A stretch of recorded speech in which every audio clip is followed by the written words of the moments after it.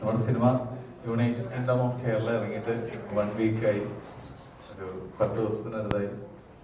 ഒരുപാട് സന്തോഷത്തോടുകൂടി ഒരുപാട് നന്ദിയോടു കൂടിയാണ് ഞങ്ങൾ എല്ലാവരോടും ഇരിക്കുന്നത്. നമ്മുടെ ഹീറോ രഞ്ജിത് സജീവ് പുള്ളിക്ക് എത്താൻ പറ്റിയിട്ടില്ല. പുള്ളി ഹാഫിൻ്റെ ഷൂട്ടിങ്ങിന് രാജസ്ഥാനിൽ കുറച്ച് ഭയങ്കര ബുദ്ധിമുട്ടുള്ള ഒരു അവസ്ഥയിലിരിക്കുകയാണ്. അതുകൊണ്ടാണ് വരാത്തത്. ഞങ്ങളുടെ അടുത്ത് എല്ലാവരുടെ അന്വേഷണമോ അല്ലെങ്കിൽ ഒരു നന്ദിയും ഒക്കെ പറയാൻ അടുത്ത് പറഞ്ഞിട്ടുണ്ട്. അപ്പോൾ നമുക്ക് സ്റ്റാർട്ട് ചെയ്യാം.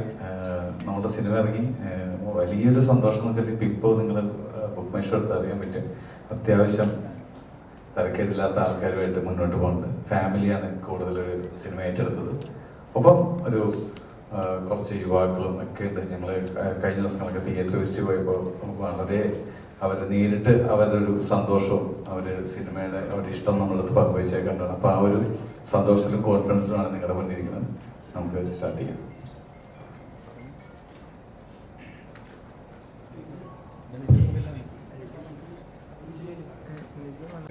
അല്ല, ഇപ്പോൾ അരുൺ പറഞ്ഞ പോലെ തന്നെ ഈ സിനിമയ്ക്ക് ആ സിനിമ അറിയിക്കുന്ന രീതിയിലുള്ള നല്ല പ്രതികരണം, പ്രത്യേകിച്ച് ഒരുപാട് സിനിമ വളരെ സീരിയസ് ആയിട്ട് കാണുന്ന ആളുകൾ നല്ല അഭിപ്രായമാണ് ഇതിന് മൊത്തത്തിൽ നൽകിയത്. വലിയ വിമർശനങ്ങൾക്ക് വിധേയമായില്ല ഈ സിനിമ. അതൊരു വലിയ കാര്യം. കാരണം ഈ വിഷയം അതിനൊരിക്കലും അങ്ങനെ വിമർശിക്കാൻ തോന്നുന്നൊരു വിഷയമല്ല. കാരണം ഇതിൽ സത്യമുണ്ട്. അപ്പോൾ അതിൻ്റെ ഒരു സന്തോഷമുണ്ട്. പിന്നെ ഇനിയും ഈ സിനിമ കുറേ കൂടെ നന്നായിട്ട് കളക്ട് ചെയ്യേണ്ട ആവശ്യമുണ്ട്. കുറേ കൂടെ കൂടുതൽ ആളുകൾ കാണേണ്ട ആവശ്യമുണ്ട്. ഒരു പ്രൊഡ്യൂസർ സൈഡിൽ നിന്ന് അവർ മാക്സിമം സിനിമയെ അവർ ഈ സബ്ജക്റ്റ് ഇങ്ങനത്തെ സിനിമ എടുക്കാൻ ആ കാണിച്ച ധൈര്യം ഇപ്പോഴും അവർ നിലനിർത്തി മുന്നോട്ട് പോകുന്നുണ്ട്. അപ്പം അതുകൊണ്ട് തന്നെ ഞങ്ങൾക്കും അതൊരു പ്രചോദനമാണ്. കാരണം ഒരു പ്രൊഡ്യൂസർ ഇടയ്ക്ക് നിൽക്കുമ്പോൾ നമുക്കും പ്രൊമോഷനും ഇതുപോലെ തന്നെ കൂടെ നിൽക്കാനും എല്ലാത്തിനും തോന്നും. അതായത് ഇപ്പോഴും ആ ഒരു നല്ല സിനിമ എടുത്തതിൻ്റെ ഒരു ചാരിതാർത്ഥ്യം, ഇനി ഇത് ഒരുപാട് ആളുകൾ കാണണമെന്നുള്ളൊരു ആഗ്രഹം, അതൊക്കെയാണ് നിർമ്മാതാക്കൾക്കുള്ളത്. അത് തന്നെയാണ് ഞങ്ങൾക്കുള്ളത്. അതിന് ഏറ്റവും കൂടുതൽ സപ്പോർട്ട് ചെയ്യേണ്ടത് നിങ്ങൾ മീഡിയാസാണ്. നിങ്ങളുടെ ഇതുവരെയുള്ള സപ്പോർട്ടിനെ നമ്മൾ കുറച്ച് കാണുകയല്ല, നിങ്ങൾ തീർച്ചയായിട്ടും ഒരുപാട് സപ്പോർട്ട് ചെയ്തിട്ടുണ്ട്. ഇനി അങ്ങോട്ടും ഈ സിനിമയ്ക്ക് മാക്സിമം സപ്പോർട്ട് ചെയ്യുക. നന്ദി.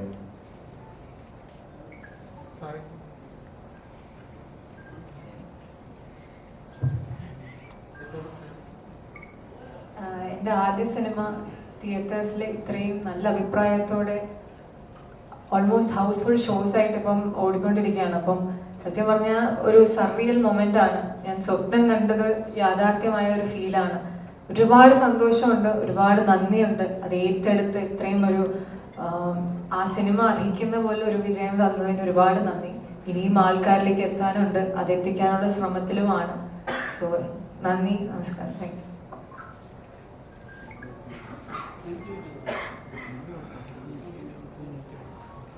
ജോണി ചേട്ടാ നമസ്കാരം. ജോണി ചേട്ടാ അന്ന് പറയാറുണ്ട് ഈ സിനിമ ചർച്ച ചെയ്യപ്പെടേണ്ട സിനിമയാണ്. കേരളത്തിലെ ഓരോ യുവാക്കൾക്ക് അല്ലെങ്കിൽ ഓരോ കുടുംബങ്ങൾക്ക് ഇത് റിലേറ്റ് ചെയ്യാൻ പറ്റുന്ന സബ്ജക്റ്റ് തന്നെയായിരിക്കുന്നത്. പറഞ്ഞ പോലെ തന്നെയാണ് തിയേറ്ററിൽ അതുപോലത്തെ നല്ല നല്ല റിസൾട്ടുകളാണ് കേട്ടുകൊണ്ടിരിക്കുന്നത്. ശരിക്കും പറഞ്ഞാൽ ഈ സിനിമ മുന്നോട്ട് പോകുന്ന ഒരു കാര്യമുണ്ട്. അതായത് ഇപ്പം സ്വന്തം മക്കളെയും കൊച്ചുമക്കളെയും കാണാനായിട്ട് പോലും ഫോൺ കെട്ടിപ്പിടിച്ചാണ് ഉറങ്ങേണ്ടി വരുന്ന മാതാപിതാക്കളുടെയും ഗ്രാൻഡ് പാരന്റ്സിന്റെ ഒരു കാലത്താണ് ഇപ്പോൾ ജീവിക്കുന്നത്. ഇത് സമൂഹത്തിനൊരു വെല്ലുവിളിയായി മാറി. എന്തുകൊണ്ടാണ് ഇങ്ങനെ ഇവിടെ ജീവിക്കാൻ പറ്റാതെ പുറം രാജ്യത്ത് ജീവിക്കാൻ വരുന്ന ഒരു തലമുറയുടെ കഥയും കൂടെയാണിത്. ഇങ്ങനെ സബ്ജക്ട് കേട്ടപ്പം എനിക്ക് തന്നെ ഇത് പുറത്ത് കൊണ്ടുവരണം എന്നൊരു ഫീലിംഗ് ഉണ്ടായിരുന്നോ ഈ സബ്ജക്ട് കേട്ടപ്പോൾ? ഈ ക്യാരക്ടറിലൂടെ എനിക്ക് തന്നെ ഈ മെസ്സേജ് കൊടുക്കണം എന്ന് തോന്നിയായിരുന്നോ? എപ്പോഴെങ്കിലും തോന്നിയിട്ടുണ്ടോ തന്നെ? അല്ല, ഞാനതിനകത്തൊരു ടൂളല്ലേ. നമ്മളിപ്പോൾ എന്തായാലും ഇതിനു വേണ്ടി ഇറങ്ങി പുറപ്പെട്ടിരിക്കുന്നത് നിർമ്മാതാക്കളുണ്ട്, സ്ട്രോങ് ആയിട്ടുള്ള നിർമ്മാതാക്കളുണ്ട്, ഒരു സംവിധായകനുണ്ട്, ഒരു എഴുത്തുകാരനുണ്ട്. അപ്പോൾ ഇന്ന ഈ റോള് ചെയ്യാൻ പറ്റുമോ എന്ന് ചോദിക്കുമ്പോൾ തീർച്ചയായിട്ടും നമുക്ക് എന്താ ചെയ്യുന്നതുകൊണ്ട് നല്ല റോളല്ലേ. ഇങ്ങനെ ആസ്വദിച്ച് ഞാൻ ചെയ്ത റോളാണ്, ഇഷ്ടപ്പെട്ട് ചെയ്ത റോളാണ്. എനിക്കൊന്നും എത്രയും എൻ്റെ കരിയറിൽ തന്നെ ഒരു ബെസ്റ്റ് റോളാണ്. അപ്പോൾ അത് നമുക്ക് കിട്ടിയപ്പോൾ നമ്മൾ ചെയ്യുക എന്നുള്ളതുള്ളൂ. അതിനകത്ത് പിന്നെ മുന്നും നോക്കേണ്ട കാര്യമില്ല. ഇനിയിപ്പോൾ ഇതിനകത്ത് ഈ റോളല്ല വേറെ റോളാണെങ്കിൽ ഞാൻ ചെയ്യും. ചേട്ടപ്പോഴേ തോന്നിയിട്ടുണ്ടോ എന്തുകൊണ്ടാണ് നമ്മുടെ നാട്ടിലെ യുവാക്കൾ ഇങ്ങനെ മൈഗ്രേറ്റ് ചെയ്യപ്പെടുന്നത്? നമ്മുടെ നാട്ടിലെ സിസ്റ്റത്തിന്റെ കുഴപ്പം കൊണ്ടാണോ അതോ ഇവിടെ ജീവിക്കാൻ പറ്റാത്ത സിറ്റുവേഷൻ കൊണ്ടാണോ? ഇത് നമ്മൾ പണ്ട് മുതലേ ഞാൻ പറഞ്ഞു, ഓരോ കാലഘട്ടത്തിൽ ഇപ്പോൾ നമ്മുടെയൊക്കെ കുട്ടിക്കാലത്ത് എനിക്ക് തോന്നുന്നു നമ്മുടെ നാട്ടിൽ 1-2 ഗൾഫുകാരായിരുന്നു. അല്ലെങ്കിൽ ഇടയ്ക്ക് എല്ലാ പഞ്ചായത്തിൽ 2 പേരൊക്കെ ആയിരിക്കും അമേരിക്കയിലുള്ളത്. ഇല്ല, വളരെ കുറച്ച് 1-2 പേര് ജർമ്മൻ നേഴ്സുമാരാണ് ശരിക്കും പറഞ്ഞത് അങ്ങോട്ട് കൂടുതലായിട്ട് യൂറോപ്പിലേക്കൊക്കെ നമ്മുടെ ഈ പറഞ്ഞ പോലെ നമ്മുടെ സഹോദരിമാർ ഒരുപാട് പേര് നേഴ്സിംഗ് സർവീസ് നന്നായി ചെയ്ത് അങ്ങനെ പോയി. പിന്നെ കല്യാണം കഴിച്ചു വിടുന്ന ആളുകളും പോയി. അങ്ങനെയൊക്കെയുള്ളൊരു ഇതായിരുന്നു. അപ്പം ഒരുപാട് പിന്നെ ഓരോ വർഷം കഴിയുന്നതോറും ആളുകളുടെ എണ്ണം ഓടിക്കൂടി തുടങ്ങി. അപ്പം കൂടുതലും ശമ്പളം, നല്ല സാലറി കിട്ടുന്നു, നല്ല ഒരു പ്രത്യേകതരം സ്ഥലങ്ങൾ. അപ്പം അതിൻ്റെ ഒരു സുഖം കൊതിയും നോക്കിയിട്ടാണ് ആൾക്കാർ പോകുന്നത്. ഇതിനകത്ത് പോയതിൽ 80% സക്സസ് ആയിട്ടുമുണ്ട്. ഇതിനൊന്നും കുറച്ച് കാണാനല്ല. പക്ഷെ നമുക്ക് നമ്മുടെ നാട്ടിൽ നിന്ന് ഒരുപാട് കാര്യങ്ങൾ ചെയ്യാൻ പറ്റില്ല. എനിക്ക് തോന്നുന്നു ഇനിയുള്ള കാലഘട്ടം ശരിക്കും പറഞ്ഞാൽ ചിലപ്പോൾ അവിടെ നിന്ന് ആളുകൾ ഇങ്ങോട്ട് വരുന്നൊരു കാലം വന്നേക്കാം. അതിന് വേണ്ടിയൊക്കെ നമുക്ക് ആശിക്കാം, പ്രാർത്ഥിക്കാം, കൊതിക്കാം. തീർച്ചയായിട്ടും. അരുൺചേട്ടാ, എന്തുകൊണ്ടാണ് ഇങ്ങനൊരു സബ്ജക്ട് എടുത്ത് ചെയ്യണം തോന്നിയ ഒരു പ്രചോദനം എന്താണ്? കാരണം ഇത് കൊമേഴ്ഷ്യൽ കോമഡി ആയിട്ടുള്ള ഇത് ഇങ്ങനൊരു സീരിയസ് ആയിട്ട് സബ്ജക്ട് എന്നോട് പറയണം തോന്നിയ ഒരു ഇൻസ്പിറേഷൻ എന്തായിരുന്നു? തീർച്ചയായിട്ടും നാടിനോടുള്ള സ്നേഹം ഭയങ്കരമാണ്. അപ്പോൾ ഒരു ഗുണ്ടജയം പോലത്തെ ഒരു ഹ്യൂമർ സിനിമയായിട്ട് അടുത്തൊരു സബ്ജക്ട് കുറച്ച് സീരിയസ് ആയിട്ട് ചെയ്യണം എന്നുള്ള ഒരു ആഗ്രഹമായിരുന്നു. അങ്ങനെ ഈ പ്രൊജക്റ്റിലേക്ക് വരുമായിരുന്നു. ആ സമയത്ത് ഇപ്പൊ ഞാൻ പറയുന്നത് ബുദ്ധിമുട്ടില്ല. എൻ്റെ വീട്ടിൽ 6 പേര് UK അപ്പൊ അത് ഞാൻ ഭയങ്കരമായിട്ട് ആഗ്രഹിച്ച കാര്യമല്ല. ഞാൻ അവരുടെ അടുത്ത് ഭയങ്കരമായിട്ട് സംസാരിച്ചിട്ടുണ്ട് നിങ്ങള്. പക്ഷെ ഇപ്പൊ അവർക്ക് ഈ ബുദ്ധിമുട്ടുണ്ടെന്ന് വെച്ചാൽ അതിനെ കുറിച്ച് ഞാൻ ചർച്ച ചെയ്യില്ല. പക്ഷെ അവരെങ്ങനെ പോകാൻ തീരുമാനിച്ചപ്പോൾ ഇവർക്കൊക്കെ വേണമെങ്കിൽ നമ്മുടെ നാട്ടിൽ പല പല ഓപ്പർച്യൂണിറ്റീസ് ഇല്ലേ എന്നൊക്കെ ഞാൻ ആലോചിച്ചിട്ടുണ്ട്. എൻ്റെ അടുത്തും അങ്ങോട്ട് ചെല്ലാൻ പറഞ്ഞാണ്. കാര്യം ഫാമിലിയായിട്ട് അത്രയും ബോണ്ടാണ്. അപ്പോൾ എല്ലാവരും കൂടി ഒരുമിച്ച് എന്നാലോചിക്കണം, എല്ലാവരും കൂടി ഒരുമിച്ച് അവിടെ ജീവിച്ചാൽ പോലെ എന്ന് ചോദിക്കണം. അപ്പോൾ എനിക്ക് കുറച്ചും കൂടി ഇഷ്ടം, എൻ്റെ അച്ഛന് 70 വയസ്സായി, അല്ലെങ്കിൽ അമ്മയ്ക്കും ഏകദേശം അടുത്തത്ര വയസ്സായി, അത്യാവശ്യം അസുഖമൊക്കെ ഉള്ള ആൾക്കാരാണ്. അപ്പൊ അവരുടെ സന്തോഷവും ഇതൊക്കെ നമ്മൾ അവരോട് ചേർന്ന് നിൽക്കുമ്പോൾ, അല്ലെങ്കിൽ അവർക്കൊരു അസുഖം വരുമ്പോൾ അവർ ഹോസ്പിറ്റലിൽ കൊണ്ടുപോകാൻ ഞാൻ അപ്പുറത്തെ വീട്ടിലൊരാളെ വിളിച്ചിട്ട് അവിടുന്ന് കാനഡയിൽ നിന്നോ UK നിന്ന് വിളിച്ചിട്ട് ആരെങ്കിലും കൊണ്ടുപോകുന്നു പറയുക എന്നുള്ളൊരു അവസ്ഥ പല ആൾക്കാരും പല വീട്ടിലും. ഞാൻ പണ്ട് വെഡിങ് വീഡിയോഗ്രാഫി ചെയ്യുന്ന സമയത്ത് ഫ്യൂണറൽ എടുക്കാൻ പോകും. അപ്പൊ ഞാൻ ഈ ഫ്യൂണറൽ എടുക്കാൻ ഷൂട്ട് ചെയ്യാൻ പോകുന്നത് കൂടുതലും അമേരിക്കയിലും കാനഡയിലേക്കുള്ള ആൾക്കാർക്ക് അവരുടെ അപ്പൻ്റെ അമ്മയുടെയും മരണം ശവാടക്ക് കാണാൻ വേണ്ടിയിട്ട് ആണ്. അതൊരു വല്ലാത്തൊരവസ്ഥയായിട്ട് എനിക്ക് തോന്നിയിട്ടുണ്ട്. നമുക്ക് നേരിട്ടുള്ള പോലും ഇത് കാണാൻ ബുദ്ധിമുട്ടുള്ളൊരു കാര്യം. അപ്പം ഞാൻ അങ്ങനെ ഒന്ന് ആലോചിച്ചിട്ടുണ്ട്. ഞങ്ങളെല്ലാവരും പുറത്തോട്ട് പോയി കഴിഞ്ഞാൽ എൻ്റെ വീട്ടിൽ എൻ്റെ അച്ഛൻ്റെ അമ്മയുടെ അവസ്ഥ. പക്ഷെ ഓക്കെ, ശരിയാണ്, പുറത്തോട്ട് പോയി കഴിഞ്ഞാൽ ഒരുപാട് ആൾക്കാർ അത് രക്ഷപ്പെട്ടവരുണ്ട്, അതല്ലെങ്കിൽ അത് നമ്മുടെ നാടിന് ഗുണമുണ്ടായിട്ടുണ്ട്. ഇതൊക്കെ ശരിയാണെങ്കിലും ഇപ്പോൾ നമുക്ക് നമ്മുടെ നാട്ടിലെ ചില അവസരങ്ങൾ നോക്കാതെ, നമ്മളിപ്പോൾ ഈ പടത്തിൽ ഒരിക്കലും പുറത്തോട്ട് ആൾക്കാർ പോകരുതെന്ന് പറഞ്ഞിട്ടില്ല. അത് എടുത്തു പറയുകയാണ്, ഒരിക്കലും പറയാനുള്ള നിങ്ങളാരും പുറത്തോട്ട് പോവല്ലേന്നല്ല പറഞ്ഞത്. നമ്മൾ പുറത്തോട്ട് പോകാനൊക്കെ ചിന്തിക്കുന്നതിന് തൊട്ട് മുൻപ് നമ്മുടെ ചുറ്റുപാടുള്ള കാര്യങ്ങൾ, നമ്മുടെ നാട്ടിൽ എന്തെങ്കിലും ഓപ്പർച്യൂണിറ്റീസ് ഉണ്ടെങ്കിൽ അതിനെ ഒന്ന് ഫോക്കസ് ചെയ്യണം, അതിനുവേണ്ടി ട്രൈ ചെയ്യണം. ചിലപ്പോൾ ചില കാര്യങ്ങൾ നമ്മളെല്ലാം ഈസി ആയിട്ട് കിട്ടത്തില്ല. നമ്മൾ ഒരു കാര്യത്തിന് ഇറങ്ങിയിരിക്കുമ്പോൾ പല ബുദ്ധിമുട്ടുകളുണ്ടാവും. പക്ഷെ ആ ബുദ്ധിമുട്ടിനെ അതിജീവിച്ച് നമ്മുടെ നാട്ടിൽ തന്നെ നമ്മുടെ ആൾക്കാരുടെ കൂടെ, അപ്പൻ്റെ അമ്മയുടെ കൂടെ താമസിക്കാൻ പറ്റിയാൽ അതൊരു വേറൊരു സുഖമാണ്. അപ്പോൾ അനുഭവിക്കണം, നിങ്ങൾക്ക് അറിയാൻ പറ്റും. നിങ്ങൾ പലരും പുറത്തോട്ട് പോകാനൊക്കെ തോന്നിച്ച ആൾക്കാരായിരിക്കും. നിങ്ങൾക്ക് ഇഷ്ടപ്പെട്ട ഒരു മേഖലയാണ് നിങ്ങൾ തിരഞ്ഞെടുത്തത്. നമ്മൾ അങ്ങനെയാണ് സിനിമയിൽ പറഞ്ഞത്. അപ്പൊ അത് തന്നെയാണ് എൻ്റെ ഇങ്ങനെ ഒരു സിനിമ ചെയ്യാനുള്ള എൻ്റെ ഒരു ആഗ്രഹം. അത് തന്നെയായിരുന്നു. ഓക്കെ, ഇങ്ങനെ നിൽക്കാം, ഞാൻ എന്തായാലും പുറത്തോട്ട് പോകില്ല. അപ്പൊ അത് തന്നെയാണ് ഈ സിനിമയിൽ കൂടി പറയാൻ സാധിച്ചു. പിന്നെ ഇപ്പോഴും ഞാൻ പറഞ്ഞ ഒരുപാട് ആൾക്കാർ നെഗറ്റീവായിട്ടും കാണുന്നുണ്ട്. ഇങ്ങനെ നിങ്ങൾ പുറത്തോട്ട് പോവല്ലേ എന്നൊരിക്കലും നമ്മൾ പറയത്തില്ല. എല്ലാവരും ഇഷ്ടമാണ്, ചോയ്സാണ്. ഇപ്പൊ നിങ്ങൾക്ക് പുറത്തോട്ട് പോകണമെങ്കിൽ പോവാം, ഇവിടെ നിൽക്കേണ്ടവർക്ക് നിൽക്കാം. പക്ഷെ എപ്പോഴും ഇന്ത്യ അല്ലെങ്കിൽ കേരളം ഒക്കെ നമുക്ക് അഭിമാനമാണ്. അപ്പൊ നമ്മുടെ നാട്ടിൽ എന്തുകൊണ്ട് അവർ ഇങ്ങോട്ട് വന്നുകൂടാ? ഇപ്പൊ ജോണിച്ചേട്ടൻ പറഞ്ഞൊരു കാര്യമുണ്ട്, കുറച്ച് നാൾ കഴിയുമ്പോൾ അവരെ ഇങ്ങോട്ട് കൊണ്ടുവരാൻ വേണ്ടി നമ്മൾ ട്രൈ ചെയ്താലേ നടക്കുള്ളൂ. നമ്മുടെ ബ്രാൻഡ് അവർ യൂസ് ചെയ്യണം എന്നുള്ളൊരു എനിക്കൊക്കെ ഭയങ്കര ആഗ്രഹമാണ്. ഇങ്ങനെ ഒരിക്കലും നടക്കില്ലായിരിക്കാം, പക്ഷെ സ്വപ്നം കാണാമല്ലോ. അപ്പൊ ആ തോട്ടിൽ നിന്ന് തന്നെയാണ് ഇങ്ങനെ ഒരു സബ്ജക്ട് ഉണ്ടായത്.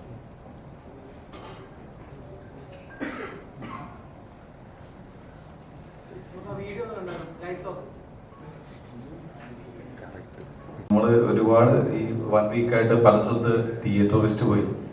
അതിലൊരു 500 പേര് പറഞ്ഞിട്ടുണ്ടെങ്കിൽ അതിലൊരു 10 പേരുടെ വീഡിയോ ആണ് നമ്മൾ കണ്ടത്.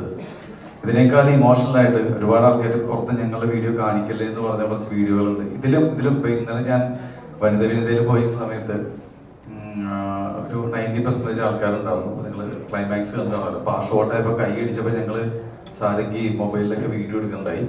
അത് കഴിഞ്ഞ് ഞങ്ങൾ അകത്തോട്ട് കയറി ചെല്ലുമ്പോൾ ഒരു ആന്റി അവിടെ നിന്ന് നടന്നു വന്നിട്ടുണ്ട്. അപ്പോൾ നമ്മൾ വെച്ചാൽ പുറത്തോട്ട് പോകാനാണ്. പക്ഷെ അവർ വന്നപ്പോൾ അവരിങ്ങനെ തലയിറങ്ങി വീഴാൻ പോണ അവസ്ഥയിലാണ് എന്നെ മ്യൂസിയം വന്ന് പിടിച്ചിട്ട് അവർ പൊട്ടിക്കഴിഞ്ഞിട്ട് എനിക്ക് വേറെ ആരും പറയാത്തൊരു കമന്റ് അവർ പറഞ്ഞു. ബാക്കി എല്ലാവരും പറഞ്ഞു എന്റെ മോനെ പുറത്തോട്ട് വിട്ടു, വിഷമായി, ഇനി ഇവിടെ നിൽക്കണ്ട ഇങ്ങനെ പറഞ്ഞു. പക്ഷെ അവരെന്റെ അടുത്ത് പറഞ്ഞ കാര്യമാണ്, ഞാൻ ഈ സിനിമയിൽ ഏറ്റവും കൂടുതൽ ഫോക്കസ് ചെയ്ത് എന്റെ മകന്റെ ഇഷ്ടം അല്ലെങ്കിൽ അവന്റെ ആഗ്രഹം ഞാൻ അവന്റെ അടുത്ത് ഇതുവരെ ചോദിച്ചിട്ടില്ല എന്ന് പറഞ്ഞു അമ്മ. അതാണ് എന്നെ സംബന്ധിച്ച് ഈ സിനിമ. പുറത്തോട്ട് പോകണതോ അകത്തോട്ട് പോകണോ അതൊന്നല്ല, എന്റെ മകന്റെ ആഗ്രഹം എനിക്ക് ഇതുവരെ ചോദിക്കാൻ പറ്റിയില്ല എന്ന് പറഞ്ഞ് എന്റെ മോശയുടെ മേത്ത് കെട്ടിപ്പിടിച്ചിട്ട് ആ അമ്മ കരഞ്ഞ് കുറച്ച് കഴിയുമ്പോൾ അവർക്ക് തല ഇറങ്ങി എന്ന് പറയും. അപ്പൊ അങ്ങനെ കുറെ സ്ഥലം നമ്മൾ വീഡിയോ കാണിക്കണ്ടെന്ന് വെച്ചിട്ടാണ്. ഇത് നമുക്ക് നെഞ്ചി തൊട്ട് പറയാൻ പറ്റും, ഇത് ഞങ്ങൾ പൈസ കൊടുത്തിട്ട് പ്രയോഗിച്ച വീഡിയോസ് അല്ല. ഞാൻ പറഞ്ഞില്ല, നിങ്ങൾ പ്രൊമോഷന്റെ ഭാഗമായിട്ട് മാർക്കറ്റിംഗിന്റെ ഭാഗമായിട്ട് പല ആൾക്കാരും പല നമ്മുടെ വീഡിയോ എടുക്കാൻ വന്ന പിള്ളേരുടെ അടുത്ത് ചോദിച്ചറിയാം, അവരെ കണ്ടിട്ട് ഇമോഷൻ ആയിട്ടുണ്ട്. അപ്പോൾ അത് തന്നെയാണ് ഈ ഓഡിയൻസിലേക്ക് സിനിമ എത്തുക എന്നുള്ളതാണ് നമ്മൾ ആഗ്രഹിച്ചത്. പക്ഷെ ഇത് കൂടുതൽ എത്താനുണ്ട്. കാര്യം അറിയാലോ, ഫാമിലി ഓഡിയൻസ് വന്ന് ഒരു ടൈം എടുക്കും. അതിനാണ് നിങ്ങളുടെ സപ്പോർട്ട്. അപ്പൊ അതുകൊണ്ട് നിങ്ങളെ ജസ്റ്റ് ഒന്ന് കാണിച്ചു ചോദിക്കാം. ഇതിന് മുൻപേ ഉള്ള കൽബാണെങ്കിലും തിയേറ്ററിൽ വലിയൊരു വിജയമായി മാറിയില്ലായിരുന്നു. പക്ഷെ അത് OTT-യിലേക്ക് വന്നപ്പോൾ അത്യാവശ്യം നല്ല രീതിയിൽ വിജയം കണ്ടൊരു സിനിമയാണ് കൽബ്. രഞ്ജിത്തിന്റെ അതേപോലെ തന്നെ ഒരു അവസ്ഥയിലേക്ക് ശരിക്കും പറഞ്ഞാൽ അതിൽ കുറച്ചും കൂടി മൂവ്മെന്റ് ഇപ്പം നമ്മുടെ UK വന്നിട്ടുണ്ട്. എങ്കിൽ പോലും തിയേറ്ററിൽ വലിയൊരു ഇടിച്ചു കയറ്റം വരുന്നില്ല. അപ്പൊ ശരിക്കും പറഞ്ഞാൽ ആൾക്കാർക്ക് ഒരു OTT വരട്ടെ എന്ന രീതിയിൽ വെയിറ്റ് ചെയ്യുന്നത് കൊണ്ടായിരിക്കുമോ, അങ്ങനെ തോന്നിയോ? അങ്ങനെ തോന്നിയിട്ടില്ല. അതിന്റെ കാരണം വെച്ചാൽ ഒരു ഇടിച്ച് തള്ളി കയറേണ്ട പോലത്തെ ഒരു സിനിമയല്ല നമ്മുടെ കയ്യിൽ. ഇപ്പൊ ഒരു മാസോ അല്ലെങ്കിൽ ഒരു അറിയാലോ, ഇപ്പൊ ഈ സിനിമ കണ്ടത് നിങ്ങൾക്ക് അറിയാൻ പറ്റും. ഇതൊരു മോട്ടിവേഷൻ അല്ലെങ്കിൽ ഒരു feel good family youth family entertainer നമ്മൾ പറഞ്ഞു. അപ്പൊ ഒരു ഇടിച്ചു തള്ളി കയറി കാണുന്ന പടമല്ല എന്നുള്ള പൂർണ്ണ ബോധ്യത്തോടെയാണ് നമ്മൾ ഈ സിനിമ റിലീസ് ചെയ്തത്. അതുകൊണ്ടാണ് നിങ്ങൾക്ക് അറിയാം, നമ്മൾ May 23 റിലീസ് വെച്ചിട്ട് ഒരുപാട് സിനിമകളുടെ ഇടയിൽ വന്ന് മഴ വന്ന് അതിൻ്റെ ഇടയിൽ നമ്മൾ തലേ ദിവസം ബുക്ക് മൈ ഷോ സ്റ്റാർട്ട് ചെയ്തിട്ടാണ് നമ്മളിത് വേണ്ടാന്ന് തീരുമാനം എടുത്തത്. നമുക്ക് അത്രയും കോൺഫിഡൻസ് ഉള്ളതുകൊണ്ടാണ്. അപ്പൊ ഈ ഓഡിയൻസിലേക്ക് എത്താൻ, ഫാമിലി ഓഡിയൻസിലേക്ക് എത്താനായിട്ട് നമുക്ക് അതുപോലത്തെ സ്ലോട്ട് വേണം. അതുപോലത്തെ സ്ലോട്ട് കിട്ടി. നല്ല നിങ്ങൾക്കറിയാം, നമുക്ക് ഇറങ്ങിയ അന്ന് മുതൽ നമ്മുടെ പ്രതികരണങ്ങൾ പ്രേക്ഷകന്റെ ഇപ്പൊ 100 പേര് ഇരുന്നാൽ 80 പേർക്ക് സിനിമ ഇഷ്ടമാവുള്ളൂ. അതാണ് നമുക്കറിയാം. ആ ബാക്കിയുള്ള 20 പേര് ചിലപ്പോൾ നെഗറ്റീവ് പറഞ്ഞിട്ടുണ്ടാവും. അത് അവരുടെ ഇഷ്ടമാണ്, അവരുടെ ചോയ്സാണ്. പക്ഷെ നമ്മൾ ആ 80 പേരാണ് ഫോക്കസ് ചെയ്യുന്നത്. അപ്പോൾ ആ ആൾക്കാർ മറ്റുള്ളവരുടെ അടുത്ത് പറഞ്ഞിട്ട് ഒരു ഓഡിയൻസ് ഈ മഴ അല്ലെങ്കിൽ സ്കൂൾ ടൈമിൽ വരാനൊരു സമയം എടുക്കും. അതിന്റെ ഏറ്റവും വലിയ ഉദാഹരണം നമുക്ക് കഴിക്കണം. ചൊവ്വ ബുധൻ വേഴം നമ്മൾ കുറച്ചൊരു ഡൗൺ ആയി, ഞങ്ങൾ ചെറിയതായിട്ട് ടെൻഷൻ അടിച്ച് ഫ്രൈഡേ നമ്മൾ പിന്നെയും കയറി, ഇന്ന് ഇപ്പൊ സാറ്റർഡേ പിന്നെയും കയറി. അപ്പൊ അത് ആ ആൾക്കാർ എത്താനുള്ളൊരു സമയം എടുക്കും. അപ്പൊ അതുകൊണ്ട് നമ്മൾ ഒരിക്കലും OTT സിനിമയാണ്, ഇതൊരിക്കലും തിയേറ്റർ എക്സ്പീരിയൻസ് ആണ്. പിന്നെ മറ്റുള്ള രഞ്ജിത്തിന്റെ എല്ലാ സിനിമയും നമ്മളെ സംബന്ധിച്ചറിയാം, തിയേറ്ററിൽ ഏറ്റവും കൂടുതൽ റെസ്പോൺസ് കിട്ടിയ പടം നമ്മുടെയാണ്. അത് പിന്നെ മാർക്കറ്റ് ചെയ്യാനും അതിനൊക്കെ ചില സാഹചര്യം മോശമായിട്ട് നിൽക്കേണ്ട ഒരു അവസ്ഥയുണ്ട്. ഇപ്പൊ രഞ്ജിത്ത് നാട്ടിലില്ല. അയാള് ഹാഫിന്റെ ഷൂട്ടിങ്ങിന് വേണ്ടി അയാൾ ഡേറ്റ്സുകൾ മാറ്റി വെച്ചാൽ നമ്മുടെ പടത്തിനുണ്ട്. പക്ഷെ ഒരു മാസം നമ്മുടെ റിലീസ് പോസ്റ്റ്പോൺ ചെയ്തപ്പോൾ എത്താൻ പറ്റാത്ത സാഹചര്യം. പക്ഷെ എല്ലാ ദിവസവും വിളിക്കും, വലിയ ടെൻഷനിലാണ്. അവിടെ നമ്മുടെ യുദ്ധം നടന്ന സമയത്ത് അവർക്ക് ഷൂട്ട് ചെയ്യാൻ പറ്റിയില്ല. അതുകൊണ്ട് ഇനി മാറ്റി വയ്ക്കൽ ബുദ്ധിമുട്ടാണ്. അപ്പൊ അതുപോലുള്ള മാർക്കറ്റിങ്ങിൽ ഞങ്ങൾക്ക് ഇറങ്ങാനാകുമ്പോൾ ഞങ്ങളുടെ കൂടെയുള്ള ആൾക്കാർ ചില തിരക്ക് കണ്ട് നമ്മൾ അത് ഭയങ്കരമായിട്ട് നമുക്ക് അങ്ങനെ തോന്നിയിട്ടുണ്ട്, തിയേറ്ററിസ്റ്റും കാര്യങ്ങളും. പക്ഷെ സ്റ്റിൽ ഞാൻ ഇപ്പോഴും വിശ്വസിക്കുന്നു, സിനിമ ജനങ്ങൾക്ക് ഇഷ്ടപ്പെട്ടാൽ അവർ മൗത്ത് പബ്ലിസിറ്റി കയറും. അതിന് തിയേറ്ററിന്റെ ഡിസ്ട്രിബ്യൂഷന്റെ ഒക്കെ നല്ല സപ്പോർട്ട് വേണം. അതൊക്കെ പ്രൊഡ്യൂസേഴ്സ് സംസാരിക്കുന്നുണ്ട്. ഓക്കെ, ഒരുപക്ഷെ ഇപ്പം മനോജ് കെജയന്റെ ക്യാരക്ടർ, അതായത് മുഖ്യമന്ത്രിനെ കാണാനായിട്ട് ഒരു ചെറുപ്പക്കാരൻ അത്രയേറെ കഷ്ടപ്പെടുന്ന ഒരു അവസ്ഥയിലേക്ക്, അത് ഇവിടെ നിന്നല്ല എല്ലാ രാജ്യത്തും എല്ലാ ഭരണകൂടത്തിലും എല്ലാം കാണുന്നതാണ്. എങ്കിൽ പോലും ഈ മാറിയ കാലത്തിലും അതിനൊരു മാറ്റമില്ലാതെ തുടർന്നുകൊണ്ട് പോവുകയാണ്. അപ്പൊ ഇതിനെ ആ ഒരു ഒരു സബ്ജക്ട് അതിനകത്ത് ഉൾപ്പെടുത്തിയത് കൊണ്ട് തന്നെ ഏതെങ്കിലും തരത്തിലുള്ള ബുദ്ധിമുട്ടുകൾ ഉണ്ടായിട്ടുണ്ടോ? കാരണം ഇപ്പൊ പോസിറ്റീവ് മാത്രമല്ലല്ലോ ഒരു സിനിമ ചെയ്ത് കഴിയുമ്പോൾ വരാറുള്ളത്, പല സ്ഥലത്തു നിന്ന് നെഗറ്റീവ് വരാറുണ്ട്. അപ്പൊ അങ്ങനെ എന്തെങ്കിലും വന്നിരുന്നോ? കാരണം ചില സ്ഥലത്തു നിന്ന് പ്രതികരണം അങ്ങനെ ഒരു, അതായത് മുഖ്യമന്ത്രിയെ കാണാൻ ഇത്ര ബുദ്ധിമുട്ടില്ല എന്നുള്ള രീതിയിൽ അവരുടെ അനുകൂലികൾ പറയുന്നതായിട്ട് ഞാൻ കേട്ടിട്ടുണ്ട്. അപ്പൊ അതിനെക്കുറിച്ച് എന്തെങ്കിലും പറയാനുണ്ടോ? അത് ബഹുമാനപ്പെട്ട മുഖ്യമന്ത്രിയെ കാണാൻ അത്ര വലിയ പാടാണെന്ന് ചോദിച്ചാൽ, ചിലപ്പോ ഒന്നാമത് നമ്മളെല്ലാവരും ഓരോ രാഷ്ട്രീയ പാർട്ടികളിൽ അല്ലെങ്കിൽ സംഘടനകളിലൊക്കെ വിശ്വസിക്കുന്നതാണ്. അപ്പോൾ ഏത് രാഷ്ട്രീയ പാർട്ടിയിലാണോ ഇരിക്കുന്നത് ആ പാർട്ടിയിലെ ഒരു മുഖ്യമന്ത്രിയാണെങ്കിൽ നമ്മൾ ആ പാർട്ടിയായിട്ട് കുറച്ച് കൂടുതൽ നമുക്ക് ഹെൽപ്പാവും ഒന്ന് കാണാൻ വേണ്ടി. അപ്പൊ നമുക്ക് മുഖ്യമന്ത്രിനെ കാണണം നമ്മൾ തീരുമാനിച്ചാൽ നമുക്ക് അത്ര വലിയ ബുദ്ധിമുട്ടൊന്നും ഇല്ലായിരിക്കാം. പക്ഷേ ഇതിലൊന്നുമില്ലാത്തൊരു സാധാരണക്കാരൻ, അതായത് ഇപ്പൊ ഒരു രാഷ്ട്രീയ പാർട്ടിയിലോ അല്ലെങ്കിൽ ഇതിലൊന്നും ഇല്ലാത്ത ഒരാള് ഒരു ദിവസം എനിക്ക് മുഖ്യമന്ത്രിയെ കാണണം, വെറുതെ വീട്ടിൽ നിന്നിട്ട് രാവിലെ കാണണം എന്നല്ല ഞാൻ ഉദ്ദേശിച്ചത്. അയാൾക്ക് പറയാൻ എന്തോ ഉണ്ടെങ്കിൽ അയാൾക്ക് കാണാൻ ആഗ്രഹം ഉണ്ടെങ്കിൽ അതിന്റെ പ്രോസസ്സ് കുറച്ച് ബുദ്ധിമുട്ടാണ്. അത് മുഖ്യമന്ത്രിയുടെയോ ഇവിടുത്തെ സിസ്റ്റത്തിന് കുഴപ്പമില്ല. കാര്യം 3.25 കോടി ജനങ്ങളുള്ള ഒരു സ്ഥലത്ത് ഈ 3.25 കോടി ജനങ്ങൾ ഒരു ദിവസം മുഖ്യമന്ത്രിനെ കാണുമ്പോൾ പറഞ്ഞാൽ അദ്ദേഹം പെട്ടുപോകും, നമുക്കറിയാം. പക്ഷെ നമ്മൾ ഒരു എന്റർടൈൻമെന്റ്, സിനിമയായിട്ട് കാണണം എന്നുള്ളൊരു സാധനമുണ്ട്.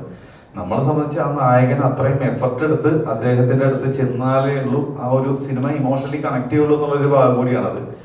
അത് സിനിമയായിട്ട് കാണുക. പിന്നെ ഞാൻ പറഞ്ഞൊരു സാധാരണക്കാരന് ഒരു ഒന്നിലും ഇല്ലാത്ത ഒരാൾക്ക് പെട്ടെന്ന് കാണണമെങ്കിൽ അത്ര എളുപ്പമാണോ എന്ന് വെച്ചാൽ എനിക്കത് കറക്റ്റ് അറിയത്തില്ല.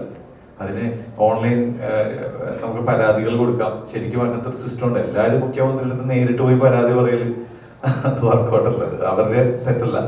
പക്ഷെ സിനിമയിൽ കാണിക്കുമ്പോൾ നമ്മളൊരു ഹീറോ സംസാരിക്കുമ്പോൾ CM ആയിട്ടെങ്കിലും സംസാരിച്ചാലാണ് നമ്മൾ ഇത്രയും വലിയ ഇഷ്യൂ നമ്മൾ സംസാരിക്കണം. അത് കേവലം താഴെയുള്ള ഒരാളത്ത് സംസാരിച്ചിട്ട് അങ്ങോട്ട് എത്തുകയെന്ന് പറഞ്ഞാൽ സിനിമാറ്റിക്കിനൊരു സുഖം ഉണ്ടാവില്ല. അതുകൊണ്ട് ബോധപൂർവ്വം ഞാനത് അങ്ങനെ ചെയ്തു. അതൊരിക്കലും നെഗറ്റീവായിട്ടൊന്നുമല്ല. കാര്യം എല്ലാ രാഷ്ട്രീയ പാർട്ടിയിലുള്ള ആൾക്കാരും ഈ സിനിമ കണ്ടിട്ട് ഒരിക്കലും ഇങ്ങനത്തെ ഒരു കമന്റ് നമ്മുടെ അടുത്ത് പറഞ്ഞിട്ടില്ല. ഓക്കെ, ജോൺ ചേട്ടാ, ജോൺ ചേട്ടന്റെ അഭിനയത്തില് ശരിക്കും പറഞ്ഞ ജോൺ ചേട്ടന്റെ അഭിനയത്തില് ശരിക്കും പറഞ്ഞ ഒരു വലിയൊരു എന്താ പറയാ, നമുക്കൊരു അത്ഭുതം തോന്നിക്കുന്ന രീതിയിലുള്ള ഒരു പെർഫോമൻസ് ആയിരുന്നു നമ്മുടെ UK ഉണ്ടായിരുന്നത്. കാരണം എന്താ വെച്ച് കഴിഞ്ഞാൽ എനിക്ക് ഉദാഹരണമായിട്ട് കാണിക്കാനായിട്ട്, അതായത് മകൻ എല്ലാ പ്രാവശ്യവും തോറ്റു തുന്നമ്പാടി വരുന്ന ആള് ജയിച്ചു എന്ന് അറിയുന്ന ആ നിമിഷം കാണിക്കുന്ന ഒരു എക്സ്പ്രഷൻ ഉണ്ട്. അത് എത്രത്തോളം ഒരു അപ്പന് എത്രത്തോളം കാണിക്കാൻ പറ്റുന്ന അതിന്റെ 10 ഇരട്ടി ജോണിച്ചേട്ടനെ കാണിച്ചിട്ടുണ്ട്. അപ്പൊ അതുപോലുള്ള കുറെ കാര്യങ്ങൾ അതിനകത്ത് ജോണിച്ചേട്ടൻ്റെതായിട്ട് ഒത്തിരി കോൺട്രിബ്യൂട്ട് ചെയ്തെന്ന് തോന്നുന്നു. എന്തായിരുന്നു ആ ഒരു അനുഭവം? കാരണം വെച്ചാൽ ഇത്രയും ഡീപ്പായിട്ട് അഭിനയിക്കാൻ പറ്റിയ ഒരു സാഹചര്യം എന്തായിരുന്നു? മെയിനായിട്ടും ഈ പറഞ്ഞ നമ്മുടെ അപ്പനും അമ്മയും ഉണ്ട്, അവർ മരിച്ചുപോയി. അവരുടെ വിഷമം ഞാൻ നന്നായിട്ട് കണ്ടിട്ടുണ്ട്. പിന്നെ എൻ്റെ സഹോദരന്മാരൊക്കെ ഇപ്പം വലിയ ഈ പറഞ്ഞ ഇതുപോലുള്ള പിള്ളേരുള്ള എൻ്റെ ചേട്ടൻ, എൻ്റെ പെങ്ങന്മാർ, എൻ്റെ ചുറ്റുപാടുകൾ, ഞാൻ ഒരു അപ്പനാണ്. അപ്പം നമ്മൾ ഇതെല്ലാം കാണുന്ന ഈ വിഷമങ്ങളും ഇല്ലായ്മയും നമ്മൾ ഒരു മക്കളൊരു ആഗ്രഹം പറഞ്ഞത് എന്ത് സ്ട്രെയിൻ എടുത്ത് നമ്മൾ സാധിച്ചു കൊടുക്കുക. കാരണം പ്രത്യേകിച്ച് എഡ്യൂക്കേഷൻ അല്ലേ, വിദ്യാഭ്യാസത്തിന് വേണ്ടി എന്തും നമ്മൾ ചെയ്യും. അപ്പോൾ അത് നമ്മൾ കണ്ടിട്ടുണ്ട്. പിന്നെ അരുണനോട് ഈ സിനിമ ചെയ്യുമ്പോൾ 2 സീൻ എന്നോട് പറഞ്ഞിരുന്നു. ഒന്ന് ഈ ജയിച്ചിട്ടിങ്ങനെ വരുന്നൊരു പരിപാടി കാണിച്ചിട്ട് അതൊരു നമ്മൾ എന്നെ നോക്കാം, നമുക്ക് ദൈവം തരും, ആ സമയത്ത് നമുക്ക് ഇതാവുമ്പോൾ. പിന്നെ ഈ വൈഫ് വീഡിയോ കോൾ വരുമല്ലോ, ആ സീൻ ഞാൻ കേട്ടിട്ട് അതിൻ്റെ കൂടെയുള്ള, കാരണം ഇത്രയും വർഷങ്ങൾക്ക് ശേഷം അവരുടെ കോൾ വരുന്നു. ഈ 2 സീനാണ് അരുണനോട് പറഞ്ഞു വിളിച്ചിട്ട് വന്നു. ആദ്യത്തെ അരുണ ഞാൻ പള്ളി എടുക്കുന്നു, ഞാൻ ഈ പറഞ്ഞ പോലെ എനിക്ക് കോൾ വരുമ്പോൾ ഞാനിങ്ങനെ നോക്കി വെച്ചിട്ട് മുന്നേക്കുന്ന ഒരാളെ നോക്കിയിട്ട് ഞാൻ അങ്ങനെ ഒരു സാധനം വെക്കുന്നത്. എന്നിട്ട് അവിടെ നിന്ന് ഇറങ്ങുന്നു. അത് കഴിഞ്ഞിട്ട് ഒരു ഹാപ്പി അരുണ കട്ട് ചെയ്ത് പറഞ്ഞാൽ അച്ചായനെ കാണിക്കുന്ന അച്ചായൻ ഭയങ്കര ഹാപ്പി ആവുന്നു. ഇപ്പോഴൊന്നും ധൈര്യമായി ഇത് എന്നുള്ളൊരു സംഭവം. പിന്നെ മറ്റേ സിനിമ ഈ പറഞ്ഞത് ഞാൻ ഉൾക്കൊണ്ട് നമുക്ക് വേറൊന്നുമില്ല. പിന്നെ എനിക്ക് സങ്കടങ്ങൾ ഒരുപാട് കണ്ടിട്ടുള്ള ഒരാളാണ്. അതുകൊണ്ട് തന്നെ സങ്കടപ്പെടാൻ എനിക്ക് ഭയങ്കര പെട്ടെന്ന് സാധിക്കുമെന്ന് എനിക്ക് തോന്നുന്നു. ചിരിപ്പിക്കാൻ മോശമൊന്നും ആയിട്ടല്ല, പക്ഷെ എനിക്ക് ചിരിൻ്റെ ഉള്ളിൽ ചിരിയേക്കാൾ കൂടുതൽ എനിക്ക് എക്സ്പ്രസ് ചെയ്യാൻ പറ്റുന്നത് ഇപ്പോഴും സങ്കടം തന്നെയായിരിക്കും. ഓക്കെ, അതേപോലെ തന്നെ ഇപ്പം നമ്മുടെ അതിനകത്ത് ഏറ്റവും കൂടുതൽ ആൾക്കാർ സംസാരിച്ച ഒരു വിഷയം എന്ന് പറഞ്ഞു കഴിഞ്ഞാൽ നമ്മുടെ മീനാക്ഷിയുടെ പ്രകടനമായിരുന്നു. അപ്പൊ അത് ഏതൊരു വ്യക്തിക്കും, സാധാരണക്കാരനായ വ്യക്തിക്ക് ആ ഒരു സീൻ കണ്ടു കഴിയുമ്പോൾ കണ്ണു നിറയുന്ന ഒരു അവസ്ഥയുണ്ട്. പക്ഷെ ആ സീനിനെ അശ്വിൻ ഗോക്കിനെ പോലുള്ളൊരു വളരെ നിശ്ചിതമായിട്ട് എന്താ പറയാ കീറി മുറിച്ച് ആ എന്താ വ്യക്തിയിലേക്ക് തന്നെ കടന്നു കയറ്റുന്ന രീതിയിലാണ് റിവ്യൂ ചെയ്തത്. ഇതിനെ കുറിച്ച് എന്തെങ്കിലും സംസാരിക്കാനുണ്ടോ? നമ്മുടെ ഒരു അവസ്ഥയിൽ നമ്മൾ എങ്ങനെ ബിഹേവ് ചെയ്യുമെന്ന് ഈ ലോകത്ത് ഏത് അശ്വിൻ ഗോക്കിന് പറയാൻ പറ്റും. അതിലും പൊട്ടിക്കറി നിങ്ങൾ കണ്ടിട്ടില്ലേ മനുഷ്യരെ? അതിലും ഭ്രാന്തമായ അവസ്ഥയിൽ കണ്ടിട്ടില്ലേ? പിന്നെ അശ്വിൻ ഗോക്കാണോ തീരുമാനിക്കുന്ന ഓരോ മനുഷ്യന്റെ വികാരം? ആളെന്നെ തേച്ചൊട്ടിക്കായിരിക്കും അയാൾ, എന്നാലും എനിക്ക് പ്രശ്നമല്ല. അയാളല്ല ഇവിടുത്തെ വികാരങ്ങളുടെ അളവ് നടക്കുന്ന ആള്. അയാൾ അളവ് തുടങ്ങിയിട്ടുണ്ട്, പക്ഷെ അളവ് നല്ലതല്ല അയാൾക്ക്. കാരണം അസത്യമാണ് പറയുന്നത്. ആ കുട്ടിയുടെ പെർഫോമൻസ് ഉണ്ട്. ആരെങ്കിലും പറഞ്ഞു ആ കുട്ടിയുടെ പെർഫോമൻസ് ആണ് ആ സിനിമയിൽ ഒറ്റ സീനേ ഉള്ളൂ. ആ പെർഫോമൻസിൽ ഈ സിനിമയില്ല. അങ്ങനെയല്ല എങ്ങനെ പെർഫോം ചെയ്യുക? അന്യനാട്ടിൽ പോയി ഒന്നുമില്ലാതെ വീട്ടും ഒന്നുമില്ലാതെ നശിച്ചു പോയ ഒരു കുട്ടി, ബോംബെയിൽ വന്ന് ശരീരം വെക്കേണ്ട അവസ്ഥ വന്ന കുട്ടി എങ്ങനെ റിയാക്ട് ചെയ്യുക അറിയില്ല. അപ്പോൾ ഞാൻ പറഞ്ഞതേ ഉള്ളൂ. അവാർഡ് കിട്ടി, അവാർഡ് കിട്ടി. ഒരു സിനിമയ്ക്ക് ഏഷ്യയിൽ തന്നെ ഏറ്റവും വലിയ അവാർഡ് കിട്ടി. അല്ല, അത് ഫാൻസി ഡ്രസ്സാണ് കാണിച്ചെന്നൊക്കെ പറയുന്നത് അത് മനസ്സിൽ നന്മയില്ലാത്തതുകൊണ്ട് തന്നെയാണ്. ഓക്കെ, അതുപോലെ തന്നെ ഇപ്പൊ മാർക്കറ്റിംഗിന്റെ ചിന്തിച്ചു കഴിഞ്ഞാൽ ഇപ്പം ആ ജമന്തി തോട്ടം അത് റിയൽ ആയിട്ട് നിങ്ങൾ ക്രിയേറ്റ് ചെയ്തതായിരുന്നു എന്നുള്ള ഒരു അറിവ് കിട്ടിയിട്ടുണ്ടായിരുന്നു. നമ്മളത് ഷൂട്ട് ചെയ്യാൻ ഭയങ്കര ബുദ്ധിമുട്ടിയ ഒരു ദിവസം തന്നെ അവിടുത്തെ ലൊക്കേഷനിൽ ഉൾപ്പെടെ ഭയങ്കര ഒരു ഇതാണ്. പിന്നെ അത്ര ആർട്ടിസ്റ്റിന്റെ ഡേറ്റ് കറക്റ്റ് വന്ന സമയത്ത് ഈ പൂക്കൾ 4 ദിവസം നിൽക്കത്തുള്ളൂ, മാക്സിമം 3 ദിവസം. അത് കഴിഞ്ഞാൽ പിന്നെ അത് ഇതായി പോകും, ആ ഫ്രഷ്നെസ് പോകും. നമുക്ക് അതുപോലെ തന്നെ വേണം. അപ്പൊ അതുകൊണ്ട് അതെ, അത് ഒരുപാട് യാത്രയൊക്കെ ചെയ്ത് കുറച്ച് ബുദ്ധിമുട്ടിയ ഇതാണ്. പിന്നെ നമ്മൾ ഒരു സ്ഥലം ഇത്ര ദിവസത്തേക്ക് അത് ലീസിന് എടുത്തിട്ട് ആ സമയത്ത് കൃഷി ചെയ്യുന്ന സമയത്ത് നമ്മൾ ഈ ആർട്ടിസ്റ്റിന് ഡേറ്റ് എടുത്ത് അങ്ങനെ കുറെ ഇത് ബുദ്ധിമുട്ടിയാണ്. പിന്നെ അത് ക്ലൈമാക്സിന്റെ പഞ്ചായത്ത് ആദ്യം തന്നെ അത് കാണിച്ച് അത് ഒരിക്കലും മാർക്കറ്റ് ചെയ്യേണ്ടത്. ഇപ്പൊ ആൾക്കാർ കണ്ടു തുടങ്ങി, ഇപ്പൊ അതിനെ പറ്റി ഡിസ്കസ് ചെയ്യാം. അത് അങ്ങനെ ഒരു സസ്പെൻസ് ആക്കി വെച്ചത്.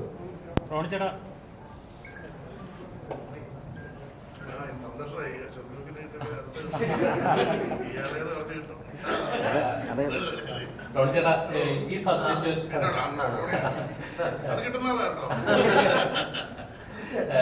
ചേട്ടാ ഈ സബ്ജക്ട് മുന്നോട്ട് പോകുന്ന ഒരു കാര്യമുണ്ട്. അതായത് ഇപ്പം ഇഷ്ടങ്ങൾക്ക് കുറെ പോയിട്ട് കുറെ നഷ്ടങ്ങൾ ഉണ്ടാകുമെങ്കിലും ആ നഷ്ടത്തിൽ കുറെ സന്തോഷം കണ്ടെത്താൻ കുറെ പേരുടെ ജീവിതം അതിനകത്ത് കാണിക്കുന്നുണ്ട്. അതിലൊരാൾ അങ്ങനെ ഒരു ജീവിതമാണ് ചേട്ടന്റെ ജീവിതം തന്നെ കാണിക്കുന്നത്. അത് കഷ്ടപ്പെട്ടാൽ കൺഫ്യൂസ്കോട് കിട്ടും. അതെ, അല്ലെങ്കിൽ നമ്മള് ഏതെങ്കിലും ചരിത്രത്തിൽ ഒരു ഏടായിട്ട് മാറും. കഷ്ടപ്പെടാൻ നമുക്ക് ഇങ്ങനെ പറ്റും. നമ്മുടെ അല്ലെ, കഷ്ടപ്പെടാതെ നമുക്ക് അങ്ങനെ ഒരു പരിപാടി കിട്ടില്ല. ഞാൻ ഒരുപാട് ഈ പറഞ്ഞ പോലെ തന്നെ ഇതിപ്പോ ജോജുവിന്റെ കാര്യങ്ങൾ പലതും ജോജു പറഞ്ഞു ഇങ്ങനെ 10-20 വർഷം നടന്നായിരിക്കും. ഇപ്പൊ ജോജുവിന്റെ ഒരു യാത്രയൊക്കെ നമുക്ക് നന്നായിട്ട് അറിയുന്നതാണ്. അപ്പോ പുള്ളി ഇപ്പോൾ നമ്മൾ പറയില്ല, ഇപ്പൊ ഇന്ത്യയിൽ തന്നെ ഏറ്റവും വേണ്ടപ്പെട്ട ക്യാരക്ടർ ആർട്ടിസ്റ്റ് ആയിട്ട് മാറി.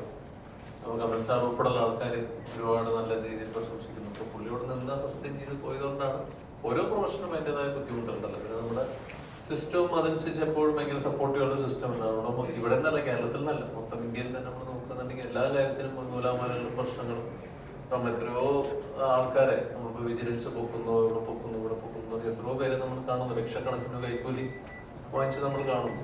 അപ്പൊ ഇങ്ങനെയുള്ളവര് തന്നെ നമ്മൾ പലയിടത്തും വരുമ്പോൾ നമുക്ക് ഭയങ്കരമായ ബുദ്ധിമുട്ടും കാര്യങ്ങളൊക്കെ ഉണ്ടാവും. ഇഷ്ടപ്പെട്ടത് നേടുന്നുണ്ടെങ്കിൽ നമ്മൾ കഷ്ടപ്പെട്ട് കിടക്കും. ചിലർക്ക് അതിന് ഭാഗ്യം ദൈവം കൊടുക്കും, ചിലർക്കത് സസ്റ്റെയിൻ ചെയ്ത് നിന്ന് കഴിഞ്ഞാൽ ഉറപ്പായിട്ടും ഒരു വിജയം പിടിക്കുമെന്ന് തന്നെയാണ്. നമ്മൾ സെന്റ് ബോൾട്ട് ഓടുന്ന 10 സെക്കൻഡ് താഴെയുള്ള സമയം നമ്മൾ കാണുന്നു. അദ്ദേഹം എടുക്കുന്ന പ്രയത്നം ആണ് അദ്ദേഹത്തെ ലോക ചാമ്പ്യൻ ആക്കുന്നത്. അതാണ് ഏറ്റവും ചുരുങ്ങിയ വാക്കിലേക്ക് പറയാൻ പറ്റും. അതുപോലെ തന്നെ ഇപ്പൊ അതിനകത്ത് ഒരു നല്ല കൃഷിക്കാരനായിട്ടാണ് ആ കൃഷിയിലൂടെ ശരിക്കും പറഞ്ഞ ഒരു ജീവിതം നിലനിർത്താൻ പറ്റും, ഒരു കുടുംബം പോറ്റാൻ പറ്റും എന്നുള്ള രീതിയിൽ തന്നെയാണ് ആ സിനിമയിൽ കാണിച്ചിട്ടുള്ളത്. അതെ, അതിനിടയ്ക്കും ഈ പറഞ്ഞ പോലെ പുതിയൊരാള് വരുമ്പം അവരനുഭവിക്കേണ്ടതായ രീതി എന്തൊക്കെ ബുദ്ധിമുട്ടുകളുണ്ട്. ചെറിയൊരു സംരംഭം തുടങ്ങുകയാണെങ്കിൽ തന്നെ കേരളത്തില് ബുദ്ധിമുട്ട് എന്തൊക്കെ തരത്തിൽ വരുന്നുണ്ടെന്നുള്ള രീതിയിലൊക്കെ സിനിമ ചർച്ച ചെയ്യുന്നത്. ഇതിപ്പോ അരുൺ വൈകി കാണിക്കുന്നതിന് മുമ്പ് തന്നെ ശ്രീനിയേട്ടൻ പണ്ട് വൃത്തിക്ക് വരവെളുപ്പിൽ കാണിച്ചിട്ടുണ്ട്, വെള്ളാനാളുടെ നാടിൽ കാണിച്ചിട്ടുണ്ട്, ദാക്ഷാണി ബിസ്ക്കറ്റ്, വെള്ളാനാളുടെ നാട്, മിഥുനും മറ്റേ വരവേൽപ്പും, വെള്ളാനാളുടെ നാടും, വരവേൽപ്പ് അല്ലെ, 3 പടങ്ങളും ഇത് തന്നെയാണ് ശ്രീനിയേട്ടന്റെ സ്ക്രിപ്റ്റിൽ. അതിനകത്ത് കന്നുള്ളത് തന്നെയാണ്. ഇന്നും വലിയ മാറ്റങ്ങളൊന്നും അങ്ങനെ വന്നതായിട്ട് തോന്നുന്നില്ല. മാറിയാൽ നല്ലത്. അപ്പൊ തന്നെ നമ്മള് നിങ്ങളെല്ലാം വണ്ടി ഓടിക്കുന്നവരാണ്. അപ്പൊ നിങ്ങൾ തന്നെ നോക്കിയാൽ നമുക്ക് മനസ്സിലാവും. അപ്പൊ നമ്മള് ഒരു 10-15 കാറിൽ നോക്കുകയെന്നുണ്ടെങ്കിൽ ശരിക്കും പറഞ്ഞാൽ 10 കാറിൽ 2-3 കാറുകൾ പ്രായമുള്ളവരാണ് ഓടിക്കുന്നത്. അപ്പൊ ഞാൻ ആലോചിക്കാറുണ്ട്, ഇവിടെയൊക്കെ മക്കൾ എവിടെയാണ്. പലരുടെയും നമുക്ക് പരിചയമുള്ള പല ആൾക്കാരുടെയും മക്കളും അല്ലെന്നുണ്ടെങ്കിൽ അനുബന്ധപ്പെട്ട റിലേറ്റീവ്സ് ഒക്കെ കുറെ പേര് ജർമ്മനി, കുറെ പേര് UK, ഗൾഫ്. മികച്ച സാമ്പത്തിക വ്യവസ്ഥയോടെ ഉള്ളതുകൊണ്ടായിരിക്കും. അതല്ലാതെ നമ്മൾ ഇവിടെ കുറച്ച് സംരംഭങ്ങൾ തുടങ്ങാൻ ഗവൺമെന്റ് ബാക്കി എല്ലാവരും കുറച്ച് പിടിവാശികളും കുറച്ച് വിട്ടുവീഴ്ചകളൊക്കെ ചെയ്ത് കൊടുക്കുന്നത് നന്നായിരിക്കും തോന്നുന്നു. ജോണി ചേട്ടാ,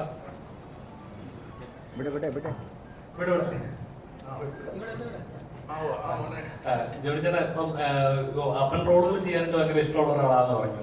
ആ ഒരു സ്ഥാനത്ത് നിന്നിട്ട് കേരളത്തിലെ യുവാക്കൾക്ക് ഒരു മെസ്സേജ് കൊടുക്കുകയാണെങ്കിൽ എന്തായിരിക്കും കൊടുക്കുക? ഇങ്ങനെ പുറത്തോട്ട് പോകാൻ ആഗ്രഹിക്കുന്നവർക്ക് വേണ്ടിയിട്ട്, അല്ലെങ്കിൽ പുറത്തു പോയാൽ രക്ഷപ്പെടും എന്ന് ആഗ്രഹിക്കുന്നവർക്ക് വേണ്ടിയിട്ട്. എവിടെ ആയാലും ഹാർഡ് വർക്ക് ചെയ്യുക. എന്തിനാണ് നമ്മുടെ ഉദ്ദേശശുദ്ധി ഉണ്ടാവും, നമ്മൾ എന്തിനാ പോകുന്നത്, അതിനെ എയിം വെച്ച് ഹാർഡ് വർക്ക് ചെയ്ത് അവിടെ എത്തിപ്പെടാൻ പ്രയത്നിക്കുക, പ്രാർത്ഥിക്കുക. അല്ലാതെ ഞാൻ എന്ത് പറയാനാണ്? അല്ല, കാരണം ഇപ്പൊ എല്ലാവരും ഇപ്പം എഞ്ചിനീയർ ആയാൽ ഇന്ന പോലെ, ഡോക്ടർ ആയ ഇന്ന പോലെ, അല്ലെങ്കിൽ ഇപ്പൊ ബേസിക്കലി എല്ലാവരും വെളിയിലോട്ട് പോകുന്ന നാട്ടിലെ സിറ്റുവേഷൻ കൊണ്ടായിരിക്കും. ഇപ്പം ഒരു ജോലിക്ക് കയറിയ മാക്സിമം പോയാൽ 10-30 രൂപ കഷ്ടിച്ച് കിട്ടും. പക്ഷെ പുറത്ത് പോയാൽ ചിലപ്പം 1 ലക്ഷം 2 ലക്ഷം രൂപ കയ്യിൽ കിട്ടുന്നത്. ഇപ്പം ഫാമിലിയുടെ കാര്യങ്ങൾ തന്നെ മാറും. പക്ഷെ അവരത് തിരിച്ചു വരാറില്ല. അവിടെ തന്നെ സെറ്റിൽ ആവുക, അവിടെ തന്നെ ജീവിതം മുന്നോട്ട് പോകുക എന്നുള്ളൊരു ലെവലിലേക്കാണ് പോകുന്നത്. അപ്പം ഇനിയുള്ള തലമുറയായാലും അങ്ങനെ ഒരു സിറ്റുവേഷനിലേക്ക് വന്നു കഴിഞ്ഞാൽ ഇവിടെ ആരും ഉണ്ടാവത്തില്ല എന്നൊരു മെസ്സേജ് അതിനകത്ത് പറയുന്നുണ്ടായിരുന്നു. ശരിക്കും അങ്ങനെ ഒരു സിറ്റുവേഷൻ തന്നെയല്ലേ കേരളം ഫേസ് ചെയ്യുന്നത്? കേരളം, ഞാൻ പറഞ്ഞത് ഇപ്പൊ ഇവിടുന്ന് അവിടെ പോയി കഴിയുമ്പോൾ എന്താ സംഭവിക്കുന്നത് ചോദിച്ചാൽ, ഇപ്പൊ ഒരു കുട്ടി അവിടെ നേഴ്സാണ്. അവൾ ഇവിടുത്തെ ഒരു കൊള്ളാവുന്ന ഒരു IT-കാരനെ ഒരു കല്യാണം കഴിച്ചിട്ട് അവർ രണ്ടുപേരും കൂടെ അവിടെ പോയി പെർമനന്റ് വിസയാവും, അവർക്ക് വീടാവും, സിറ്റിസണാവും. അവരെന്ത് ചെയ്യുമെന്ന് വെച്ചാൽ ഒരു വീട് മേടിക്കും. പിന്നെ ആ വീട് ലോൺ അടച്ചു തരുന്ന മിനിമം ഒരു 55 വയസ്സാവും. അപ്പോഴേക്കും 3-4 പിള്ളേരൊക്കെ ആവും അവരുടെ പഠിപ്പിന്. പിന്നെ 2 പേരെ പറ്റുമെങ്കിൽ വീട്ടിൽ കൊണ്ട് വല്യമ്മച്ചനെയും വല്യപ്പനെ കൊണ്ടൊക്കെ ആക്കും. അപ്പോൾ അവർക്ക് ഒരു അവസാനം ആരോഗ്യം കൂടി കുട്ടികൊണ്ട് സ്കൂളിൽ വിടുക. ഇങ്ങനെ ഒരു മൊത്തത്തിലൊരു, ഞാൻ പറഞ്ഞില്ല, ഒരു സൈക്കിളൊക്കെയാണ് നടക്കുന്നത്. അത് നമുക്കൊരിക്കലും എന്താ പറയുക, നമ്മുടെ ഇതായി പോയി. അത് ആസ്വദിക്കുന്നവരുണ്ടാകും.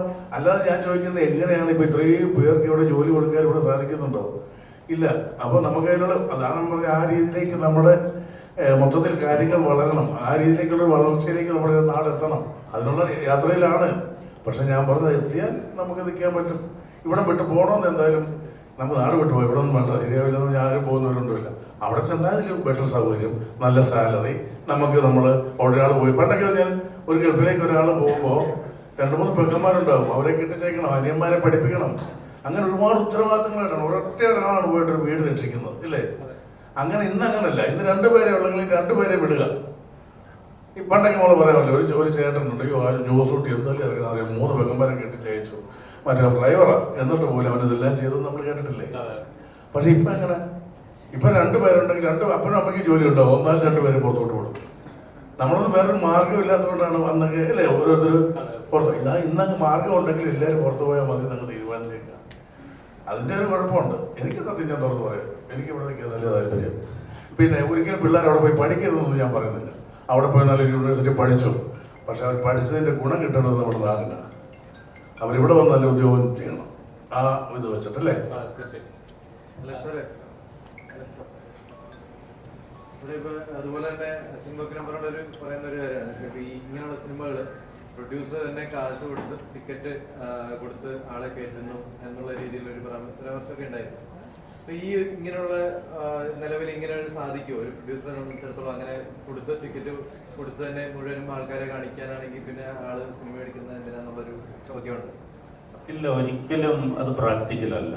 ടിക്കറ്റ് കൊടുത്തിട്ട് ഒരു സിനിമ ഹിറ്റാക്കുക എന്നുള്ളത് ഒരിക്കലും പ്രാക്ടിക്കലല്ല. അപ്പോൾ അങ്ങനെ ഏതെങ്കിലും ഒരു സിനിമ ഹിറ്റായതായിട്ട് കേട്ടിട്ടുണ്ടോ? പക്ഷെ ചില കാര്യങ്ങളുണ്ട്. ഇപ്പം നിങ്ങൾക്ക് എല്ലാം അറിയാവുന്ന കാര്യങ്ങളാണ്.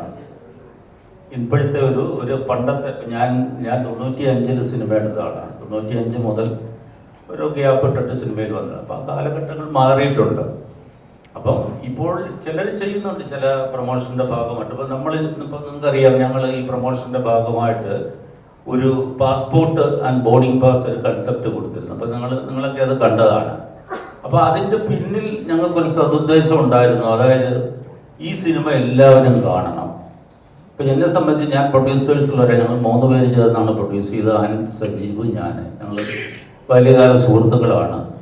അപ്പം ഞങ്ങൾ ഒരുമിച്ച് ഈ ചിത്രം എടുക്കുമ്പോൾ ഇതിൻ്റെ സബ്ജക്റ്റ് കേൾക്കുമ്പോൾ നമുക്കറിയാം, നമുക്ക് ഇത്രയും എക്സ്പീരിയൻസ് ഒക്കെ ഉണ്ട്, നമുക്കറിയാം ഇതൊരിക്കലും ഒരു കൊമേഴ്സ്യലി ചിലപ്പോൾ ഇത് വയബിൾ ആകുമോ എന്നുള്ള കാര്യത്തിലും ഞങ്ങൾക്ക് സംശയമുണ്ട്. അങ്ങനെ ആവില്ല. എന്നാലും ഒരു സതുദ്ദേശം അതിൻ്റെ പിന്നിലുണ്ടായിരുന്നു. അപ്പോൾ അതുകൊണ്ടാണ് പാസ്പോർട്ട് എന്ന് പറയുന്നൊരു കൺസെപ്റ്റ് കൊടുത്തിട്ട് അതിൽ ഒരു കുറച്ച് കോംപ്ലിമെൻ്ററി ടിക്കറ്റ്സ് ഞങ്ങൾ ഓൾ കേരള ബേസിൽ ഞങ്ങൾ കൊടുത്തിരുന്നു. അപ്പോൾ എല്ലാവരും ഈ സിനിമ കാണണമെന്നുള്ളൊരു ആഗ്രഹം ഞങ്ങൾക്കുണ്ടായിരുന്നു. അപ്പോൾ ഒരു പരിധി വരെ ഇപ്പം ഞാൻ പറഞ്ഞ അങ്ങനെ ടിക്കറ്റ് കൊടുത്തിട്ട് വലിയ ഒരുപാട് പേര് സിനിമ കണ്ടു. ഞാൻ as A producer, one of the producers, എനിക്ക് ഏറ്റവും സന്തോഷം കിട്ടിയ അനുഭവങ്ങൾ ഉണ്ടായിട്ടുണ്ട് ഈ സിനിമയിൽ. രക്ഷാധികാരി ബൈജുവും ഞാൻ അതിൽ പ്രൊഡ്യൂസർ ആയിരുന്നു. അപ്പം അതിലും ഇതുപോലെ ഇത് കിട്ടിയെങ്കിലും അതിലും വലിയ എനിക്കൊരു ഈ സിനിമയിലൂടെ എനിക്കൊരു സന്തോഷമുണ്ടായി. അതായത് ഏതല്ല, ഞാനൊരു 3-4 തിയേറ്ററുകളിൽ ഈ സിനിമ ആളുകളോടൊപ്പം ഇരുന്ന് ഞാൻ കണ്ടു. പക്ഷെ ഈ സിനിമയ്ക്ക് എനിക്ക് കിട്ടിയൊരു അനുഭവം എന്ന് പറഞ്ഞാൽ എല്ലാ തിയേറ്ററുകളിലും സിനിമ കഴിയുമ്പോൾ ആളുകൾ എഴുന്നേറ്റ് നിന്ന് കൈയടിച്ച ഒരു അനുഭവം ഉണ്ടായി. ഇപ്പം ഞങ്ങൾ തിരുവനന്തപുരത്ത് ഒരു ഷോ നടത്തി. പൊളിറ്റിക്കൽ ഫിഗേഴ്സും അവിടുത്തെ പ്രധാനപ്പെട്ട ഓൾമോസ്റ്റ് ഫുള്ളായിരുന്നു ഏരീസ് പ്ലേസിൽ. ഇതേ അനുഭവമായിരുന്നു. എല്ലാവരും എഴുന്നേറ്റ് നിന്ന് കൈയടിച്ചിട്ട് കൈ തന്നു, വെൽ ഡൺ, നല്ലൊരു ജോബ് എന്നുള്ള രീതിയിൽ ആ ഒരു അപ്രീഷിയേഷൻ കിട്ടുന്നത് പണത്തെക്കാൾ ഉപരിയാണ്. അതുപോലെ വരുന്ന കോൾസ് പുറത്തുനിന്നും എല്ലായിടത്തും നമ്മളെ അപ്രീഷിയേറ്റ് ചെയ്തുകൊണ്ട് കോൾസ് വരാറുണ്ട്. അപ്പോൾ അത് നമ്മളെ സംബന്ധിച്ച് വളരെ സന്തോഷമാണ്. ജോണി ചേട്ടാ, ഒരു നല്ലൊരു കലാകാരൻ കൂടിയാണ്. സമൂഹത്തിൽ ഒരുപാട് നല്ല സിനിമ എന്താ പറയുക, ഒരു ഹാസ്യത്തിലൂടെ ആണെങ്കിലും ഒരുപാട് ചിരിപ്പിക്കുകയും ചിന്തിക്കുകയും ചെയ്ത ഒരു കലാകാരനാണ് താങ്കൾ. ആ ഒരു നിലയിൽ ഞാൻ ചോദിക്കുകയാണ്, ഇപ്പം ബേസിക്കലി ഇപ്പം നടന്നുകൊണ്ടിരിക്കുന്ന കാര്യങ്ങളല്ല, ഒരു ആവിഷ്കാര സ്വാതന്ത്ര്യം പോലും ഇല്ലാത്തൊരു നാട്ടിലാണ് ഇപ്പോൾ ജീവിക്കുന്നത്. പറയുമ്പോൾ എല്ലാ സ്വാതന്ത്ര്യവും ഉണ്ട്, എന്നാൽ നിങ്ങൾക്ക് ചെയ്യാനുള്ളത് ചെയ്യാൻ, നിങ്ങളുടെ അഭിപ്രായങ്ങൾ രേഖപ്പെടുത്താം എന്ന് പറയുമ്പോഴും പുറമേ അങ്ങനെ ഒരു ഡയലോഗേ ഉള്ളൂ, അല്ലെങ്കിൽ ഒരു കാര്യത്തോടെ എടുക്കുമ്പോഴേക്കും നേരെ മറിച്ചായിരിക്കും സംഭവിക്കുന്നത് പല കാര്യങ്ങളും. ഇപ്പം സിനിമയുടെ കേസിൽ തന്നെ എടുക്കുകയാണെങ്കിൽ റീസെൻ്റ് ആയിട്ടൊരു സിനിമ റിലീസാകുമ്പോഴപ്പോഴും അതിൻ്റെ ഒരു പേരിൽ സെൻസർഷിപ്പ് നഷ്ടപ്പെട്ടുകൊണ്ടിരിക്കുന്ന ഇഷ്യൂസ് നടക്കുന്നതാണ്. അപ്പം ശരിക്കും ഒരു കലാകാരനെ സംബന്ധിച്ച് അല്ലെങ്കിൽ ഒരു മേക്കറെ സംബന്ധിച്ച് ഈ ചലഞ്ചസ് എങ്ങനെയാണ്? ഇപ്പോൾ പണ്ടത്തെ പോലെ ഒരു സിനിമ പ്രേക്ഷകരിലേക്ക് എത്തിക്കണമെങ്കിൽ എന്തൊക്കെ കടമകളാണ് കിടക്കേണ്ടി വരുന്നത്? അതായത് എനിക്ക് തോന്നുന്നു ഈ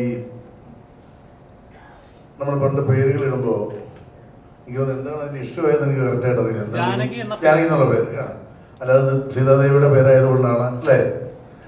അപ്പം നമ്മൾ പണ്ട് പോലെ നമുക്കറിയാം, ഇപ്പം എല്ലാ മതത്തിലും ഈ പിന്നെ ദൈവങ്ങളുടെയോ പുണ്യാക്കന്മാരുടെയൊക്കെ പേരായിരിക്കും ഇടുക അല്ലേ? ഇപ്പോൾ ഇവിടെ എല്ലാ അല്ലേ, മേരി, ഈശോ, അങ്ങനെ ഒരുപാട് പേരുകളുണ്ട്. ക്രിസ്ത്യനില്ല, മറ്റേ ഉണ്ണികൃഷ്ണൻ, ഗോപാലകൃഷ്ണൻ, അങ്ങനെ ഒരുപാട് ഇതുണ്ട്. എനിക്കൊന്ന് മലയാളത്തിൽ ഇതുവരെ ചെയ്തേക്കുന്ന എല്ലാ പടങ്ങളിലും ലാലേട്ടനായാലും മമ്മൂക്കയായാലും ചെയ്തേക്കുന്ന എല്ലാ വേഷങ്ങളിലും ഒരു ദൈവത്തിൻ്റെ പേര് തന്നെയാണ്, അല്ലെങ്കിൽ ദൈവത്തിൻ്റെ ആളുകളുടെ പേര് തന്നെയാണ്. ഞാനും ഒരു ദൈവത്തിൽ ജോണോ ജോഡി എന്നൊക്കെ ഫ്രാൻസിസ് എന്നെ ഉപേക്ഷനായി. അപ്പോൾ അല്ലേ, അപ്പോൾ ഇത് നമുക്ക് ഇടാൻ പറ്റില്ല എന്ന് പറഞ്ഞ സാഹചര്യം ഭയങ്കര കുഴപ്പമാണ്. അപ്പം അങ്ങനെയുള്ളവർക്ക് എനിക്ക് തോന്നുന്നു ബിജു, അരുൺ, റോണി, അങ്ങനെയുള്ള പേരുകളുണ്ടല്ലോ. അങ്ങനെ പേരുകൾക്ക് വേണ്ടിയുള്ള ഒരു സൈറ്റിനെ തുടങ്ങും. ഇവരുടെ ഒന്നും അല്ലാത്ത പേരുകൾ, സെൻസർ സർട്ടിഫിക്കറ്റ് കിട്ടുന്ന പേരുകൾ എന്നും പറഞ്ഞൊരു സൈറ്റ് തുടങ്ങും. നമ്മളിതിനെയൊക്കെ നമ്മളെന്താ പറയുക, ക്യാൻസർ വന്നു കഴിഞ്ഞിട്ട് എങ്ങനെയാണെന്ന് ചോദിച്ചാൽ എന്താ പറയുക, ഒന്ന് കീമോ ചെയ്യണം, അല്ലെ കരിക്കണം, അല്ലെ മരിക്കണം, അത്രയേ ഉള്ളൂ. അനുഭവിക്കുക, അതൊന്നും പറയാതിരിക്കില്ല, ചിന്തിക്കുക, പ്രതികരിക്കുക, അല്ല എന്നാ പറയണം. പക്ഷെ അവർ തന്നെ ആരായാലും അതിൻ്റെ വലിയ പ്രതികരിക്കുന്നതല്ലേ ചിന്തിക്കണം. എനിക്ക് വലിയ കുഴപ്പമല്ലേ, ഭയങ്കര വെള്ളത്തരമല്ലേ. എന്തായാലും അരുണും റോണിയൊക്കെ സേഫാ. ഓക്കെ. റോണി ചേട്ടാ, എപ്പോഴും തോന്നിയിട്ടുണ്ടോ ഇങ്ങനെ ഒരു കാര്യം? ഈ പറഞ്ഞ പോലെ ഇനിയിപ്പോ ഒരു പേരിടുമ്പോ പോലും 10 തവണ ചിന്തിക്കേണ്ട അവസ്ഥയിലോട്ട് വന്നു കഴിഞ്ഞാലേ കഥാപാത്രത്തിന്? ചേട്ടൻ പറഞ്ഞല്ലേ, ഒരു സീനിയർ ഇവിടെ തൃശ്ശൂർ ഉണ്ടാക്കുന്ന ഡോക്ടർ പ്രവീൺ നമ്മളുടെ പേര്. പുള്ളിയുടെ വീട്ടിൽ ഞാനും എൻ്റെ 2 സുഹൃത്തുക്കളോട് പോയി കഴിഞ്ഞപ്പോൾ പട്ടി കിടന്ന് ഭയങ്കര പല അതിനുശേഷം പട്ടി കിടന്ന് ഭയങ്കര പല. പുള്ളി കൊങ്കണിയാണ്. പുള്ളി വന്നിട്ട് എന്തോ പട്ടി കിടന്ന് പറഞ്ഞു, മറ്റേ രണ്ടു തവണ പറഞ്ഞു. അപ്പൊ പട്ടി കുറെ നിർത്തുന്നില്ല. അപ്പൊ പുള്ളി ആകെ ഡിസ്ട്രാക്റ്റഡ് ആണ്. അപ്പൊ ഞാനിങ്ങനെ നോക്കുന്നു, പുള്ളി പട്ടി കുറെ നിർത്തുന്നില്ല. സോ പുള്ളിയുടെ അച്ഛൻ വീണ്ടും വന്നു. ഇവര് തമ്മിൽ വീണ്ടും കൊമ്പടി സംസാരിച്ചു. ഇത് പറഞ്ഞുകൊണ്ടിരിക്കുക. നമ്മുടെ പ്രവീണിന്റെ ഫാദർ പെട്ടെന്ന് വെച്ചാല് റോണി നിർത്തി. ആ പട്ടിയുടെ പേര് റോണി എന്നായിരുന്നു, മനസ്സിലായി? അപ്പോ റോണിയൊക്കെ ഡേഞ്ചറാ. റോണി ബിജു സേഫ് ഒന്നുമല്ല, റോണിയൊക്കെ ഡേഞ്ചറാ.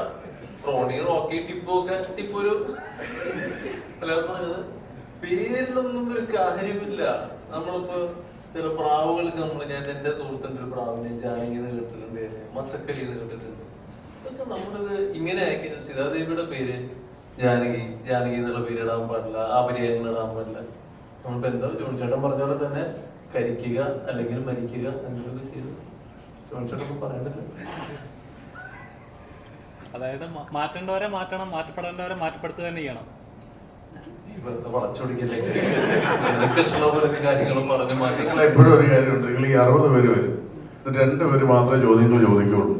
മോനാണ് ശരിക്കും പറഞ്ഞാൽ ക്വസ്റ്റ്യൻ പേപ്പർ ബേസിക് ഒക്കെ വലിയ അല്ലെങ്കിൽ അതേമാതിരി ഇരിക്കുക. 2 പേര് ചോദിക്കും, നിങ്ങൾ അവരാരും ഒരു ചോദ്യം ചോദിക്കില്ല. ചോദിച്ചിട്ട് പോയാ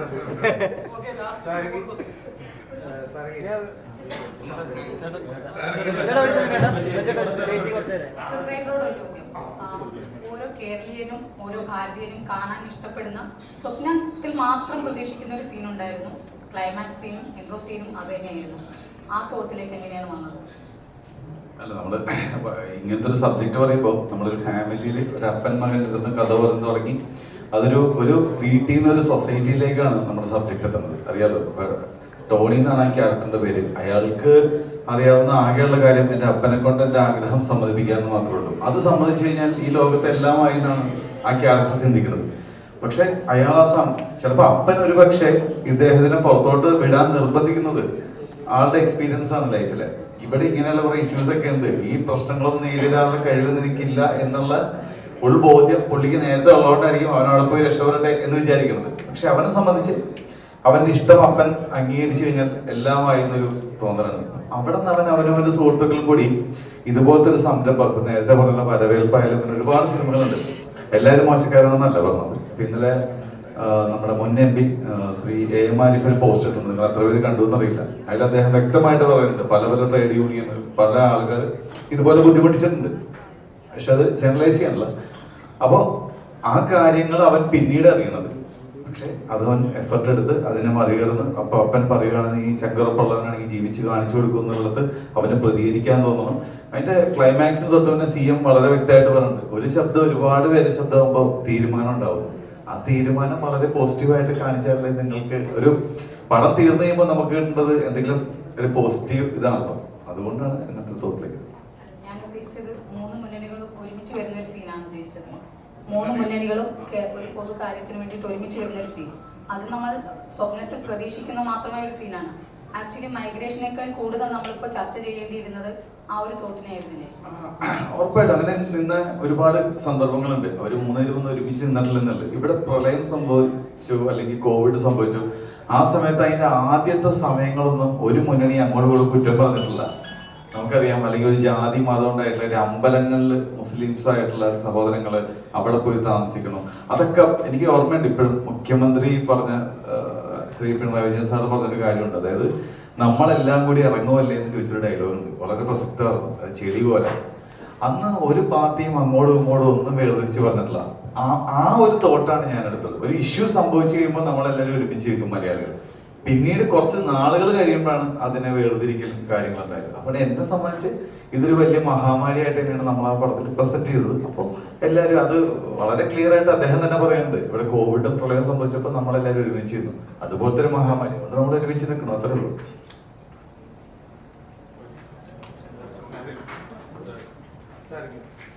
നിലവിലിപ്പം നിങ്ങളുടെ ഈ ഏജിലുള്ള ഒരു യുവാക്കൾ അനുഭവിക്കുന്ന പ്രശ്നങ്ങളാണ് മെയിനായിട്ട് ഇതിനകത്ത് ചർച്ച ചെയ്തത്. ഒരുപക്ഷെ നിങ്ങൾക്കത് കൂടുതലായിട്ട് അത് എത്രത്തോളം അത് മനസ്സിലാക്കാൻ പറ്റിയെന്നുള്ളത് നിങ്ങളുടെ കൂട്ടുകാരും അതുപോലെ തന്നെ നിങ്ങളുടെ ഒപ്പമുള്ളവരും ഒക്കെ പറഞ്ഞിട്ട് കേട്ടിട്ടുണ്ടാവുന്നത്. എന്താണ് അതിനെക്കുറിച്ചുള്ള ഒരു അഭിപ്രായം വന്നത്? ഞാൻ എൻ്റെ കാര്യം പറയുവാണെങ്കിൽ ഞാൻ പഠിച്ചത് BSc ഫിസിക്സ് ആയിരുന്നു. പക്ഷെ ഞാനിപ്പോൾ ചെയ്യാൻ ആഗ്രഹിക്കുന്ന ഒരു പ്രൊഫഷൻ ഭയങ്കര ഡിഫറെൻ്റ് ആണ്. അപ്പോൾ എനിക്ക് ഒരു കൺഫ്യൂസ് സ്റ്റേറ്റ് ഉണ്ടായിരുന്നു, എങ്ങനെ ഈ ഒരു ഇതിൽ നിന്ന് എനിക്ക് ഇഷ്ടമുള്ള ഒരു പ്രൊഫഷൻ ചൂസ് ചെയ്ത് അതിലെങ്ങനെ എസ്റ്റാബ്ലിഷ് ആവും എന്നൊക്കെ ഒരു കൺഫ്യൂഷൻ ഉണ്ടായിരുന്നു. പക്ഷെ എന്നെ സംബന്ധിച്ച് എൻ്റെ ഫാമിലി എന്നെ ഭയങ്കരമായിട്ട് സപ്പോർട്ട് ചെയ്തതുകൊണ്ട് എനിക്ക് കാര്യങ്ങൾ കുറച്ചുകൂടി എളുപ്പമായി. പക്ഷെ എനിക്കറിയാവുന്ന പലരുമുണ്ട്, അവരുടെ ഇഷ്ടങ്ങൾ അവർക്ക് പെർസ്യൂ ചെയ്യാൻ പറ്റാതെ വീട്ടുകാരുടെ നിർബന്ധത്തിന് അനുസരിച്ച് വഴങ്ങുന്ന കുറെ കുട്ടികൾ ഞങ്ങളുടെ ജനറേഷനിലുണ്ട്. അപ്പോൾ അങ്ങനെ ആ ഒരു പോപ്പുലേഷനെയാണ് നമ്മൾ ആ സിനിമയിൽ ആ യൂത്തിനെ റെപ്രസെന്റ് ചെയ്തേക്കുന്നത്. അതായത് സ്വന്തം കാലിൽ നിന്ന് അവരിഷ്ടപ്പെടുന്ന ഒരു പ്രൊഫഷൻ ചെയ്ത് അവരാഗ്രഹിക്കുന്ന സ്ഥലത്ത് സെറ്റിൽ ആവാൻ ആഗ്രഹിക്കുന്ന ഒരു കൂട്ടം ചെറുപ്പക്കാർ. പക്ഷെ കുറച്ച് സത്യം പറഞ്ഞാൽ മിസ്കൺസെപ്ഷൻസ്, പുറത്തു പോയാൽ രക്ഷപ്പെടുള്ളൂ എന്ന് കുറച്ച് മിസ്കൺസെപ്ഷൻസ് ഉണ്ട്. അങ്ങനെയല്ല, പുറത്തു പോയാൽ മാത്രമേ രക്ഷപ്പെടുള്ളൂ എന്നല്ല, പുറത്തു പോയി രക്ഷപ്പെട്ടവരുണ്ടാവാം, രക്ഷപ്പെടാത്തവരുമുണ്ട്. ആ ഒരു റിയാലിറ്റിയാണ് നമ്മൾ ആക്ച്വലി ആ സിനിമയിൽ കാണിക്കാൻ ഉദ്ദേശിക്കുന്നത്. അപ്പോൾ ആ ഒരു യൂത്തിന് ആ ഒരു റിയാലിറ്റി ചെക്ക് ആവശ്യമാണ്. സത്യം പറഞ്ഞാൽ നമ്മൾ ഈ ഇൻസ്റ്റഗ്രാമിലും വാട്സാപ്പ് സ്റ്റാറ്റസും അതിൽ കാണുന്ന പോസ്റ്റിലും ഫോട്ടോസിലും അതല്ല സത്യം, അതല്ല യാഥാർത്ഥ്യം. അതിന്റെ പിന്നിൽ ഒരുപാട് കഷ്ടപ്പാടുകൾ ഉണ്ടാവും, പക്ഷെ അത് പലരും പുറത്തു പറയാത്തതാവാം. പക്ഷെ ഇപ്പോഴത്തെ പല കുട്ടികളും അവരുടെ ഇൻസ്റ്റാഗ്രാം പടങ്ങളൊക്കെ കണ്ടിട്ട് അവിടെ ഭയങ്കര ജോളി, ഭയങ്കര ഫൺ, എന്റർടൈൻമെന്റ് എന്നുള്ളൊരു മിസ്കൺസെപ്ഷന്റെ പുറത്ത് പല തീരുമാനങ്ങൾ എടുക്കുന്നുണ്ട്. അപ്പോൾ അതിനെയാണ് എനിക്ക് തോന്നുന്നു ആ യൂത്ത് എന്ന നിലയിൽ, ഒരു ചെറുപ്പക്കാരെന്ന നിലയിൽ നമ്മൾ മനസ്സിലാക്കേണ്ട കാര്യം. ഇല്ല, എനിക്കിത് ഒരു സിറ്റുവേഷൻ വന്നതാണ്. US ഇതേപോലെ ഞാനൊരു ഡാൻസറാണ്. അപ്പൊ അവിടെ ഒരു ഇൻസ്റ്റിറ്റ്യൂഷനിൽ പഠിപ്പിക്കാനായിട്ട് ഒരു ഡാൻസ് ഇൻസ്ട്രക്ടറായിട്ട് എനിക്കൊരു ഓഫർ വന്നു. പക്ഷെ ആ സമയത്താണ് ഞാൻ UK ഓഡിഷൻ കൊടുത്തത്. അപ്പം എന്നെ സംബന്ധിച്ചത് ഒരു ഐറണിയാണ്. ഞാൻ പ്ലേ ചെയ്ത ക്യാരക്ടറും എൻ്റെ റിയൽ ലൈഫിലുണ്ടായ ഇൻസിഡന്റും ഭയങ്കരമായിട്ട് കണക്റ്റഡ് ആണ്. സോ കിട്ടിയാലും ഞാൻ പോവുമായിരിക്കാം, പക്ഷെ ഞാൻ അവിടെ അങ്ങനെ സെറ്റിൽ ആവാനല്ല ഉദ്ദേശിക്കുന്നത്.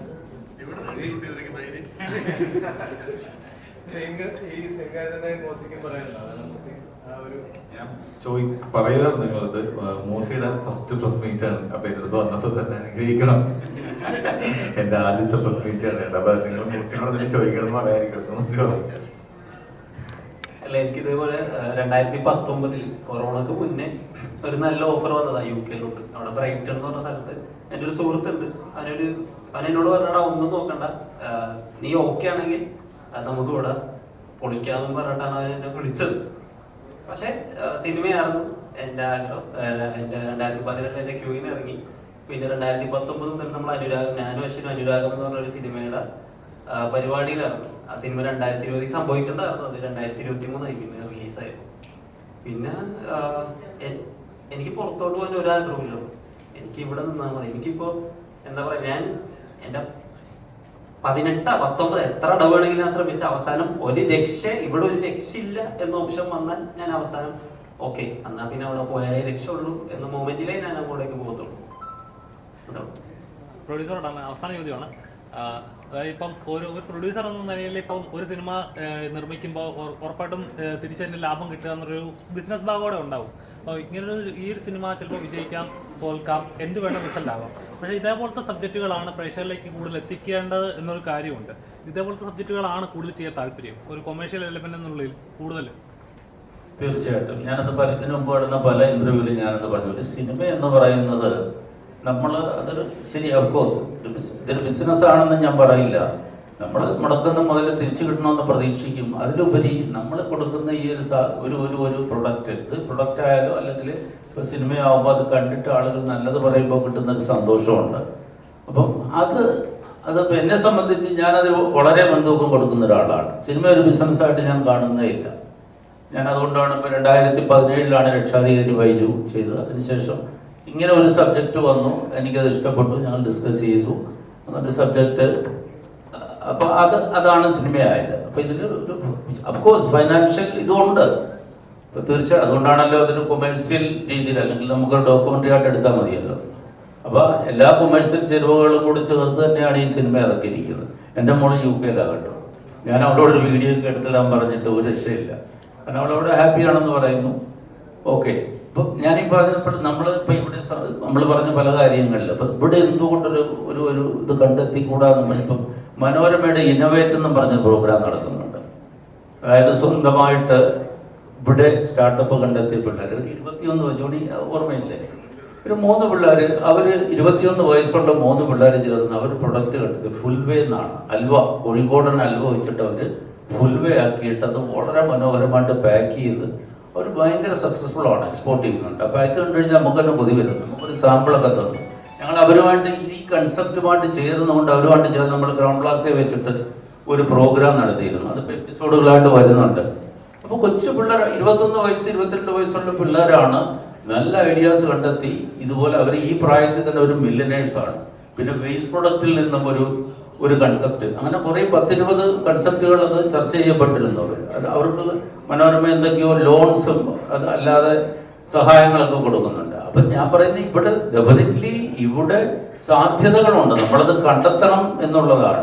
ഇപ്പൊ പൂവിന്റെ ഒരു ഒരു ഒരു സംഭവം നമ്മളതൊരു ഒരു സിംബോളിക്കായിട്ട് പറയുന്ന ഒരു കാര്യമാണ്. അല്ലാതെ നാളെ എല്ലാവരും ചെറുപ്പക്കാരെല്ലാം കൂടെ കൃഷി നടത്തി ജമന്തിപ്പൂ കൃഷി ചെയ്തിട്ട് ലാഭം ഉണ്ടാക്കുന്ന നടക്കത്തില്ല. അതൊരു സിംബോളിക്കലായിട്ടുള്ള ഒരു കൺസെപ്റ്റ് മാത്രമാണ്. പിന്നെ ഈ ശമ്പളത്തിന്റെ കാര്യം എൻ്റെ മോക്ക് അവൾ പറയുന്നുണ്ട് അവൾക്ക് 4-5 ലക്ഷം രൂപ കിട്ടുന്നുണ്ട്, പക്ഷെ 1 രൂപ സേവ് ചെയ്യാൻ പറ്റില്ല.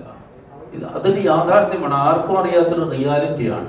നമുക്കിവിടെ ഒരു 60,000 രൂപ ശമ്പളം ഉണ്ടെങ്കിൽ അത് ഈക്വലൻ ടു 5 lakhs in UK.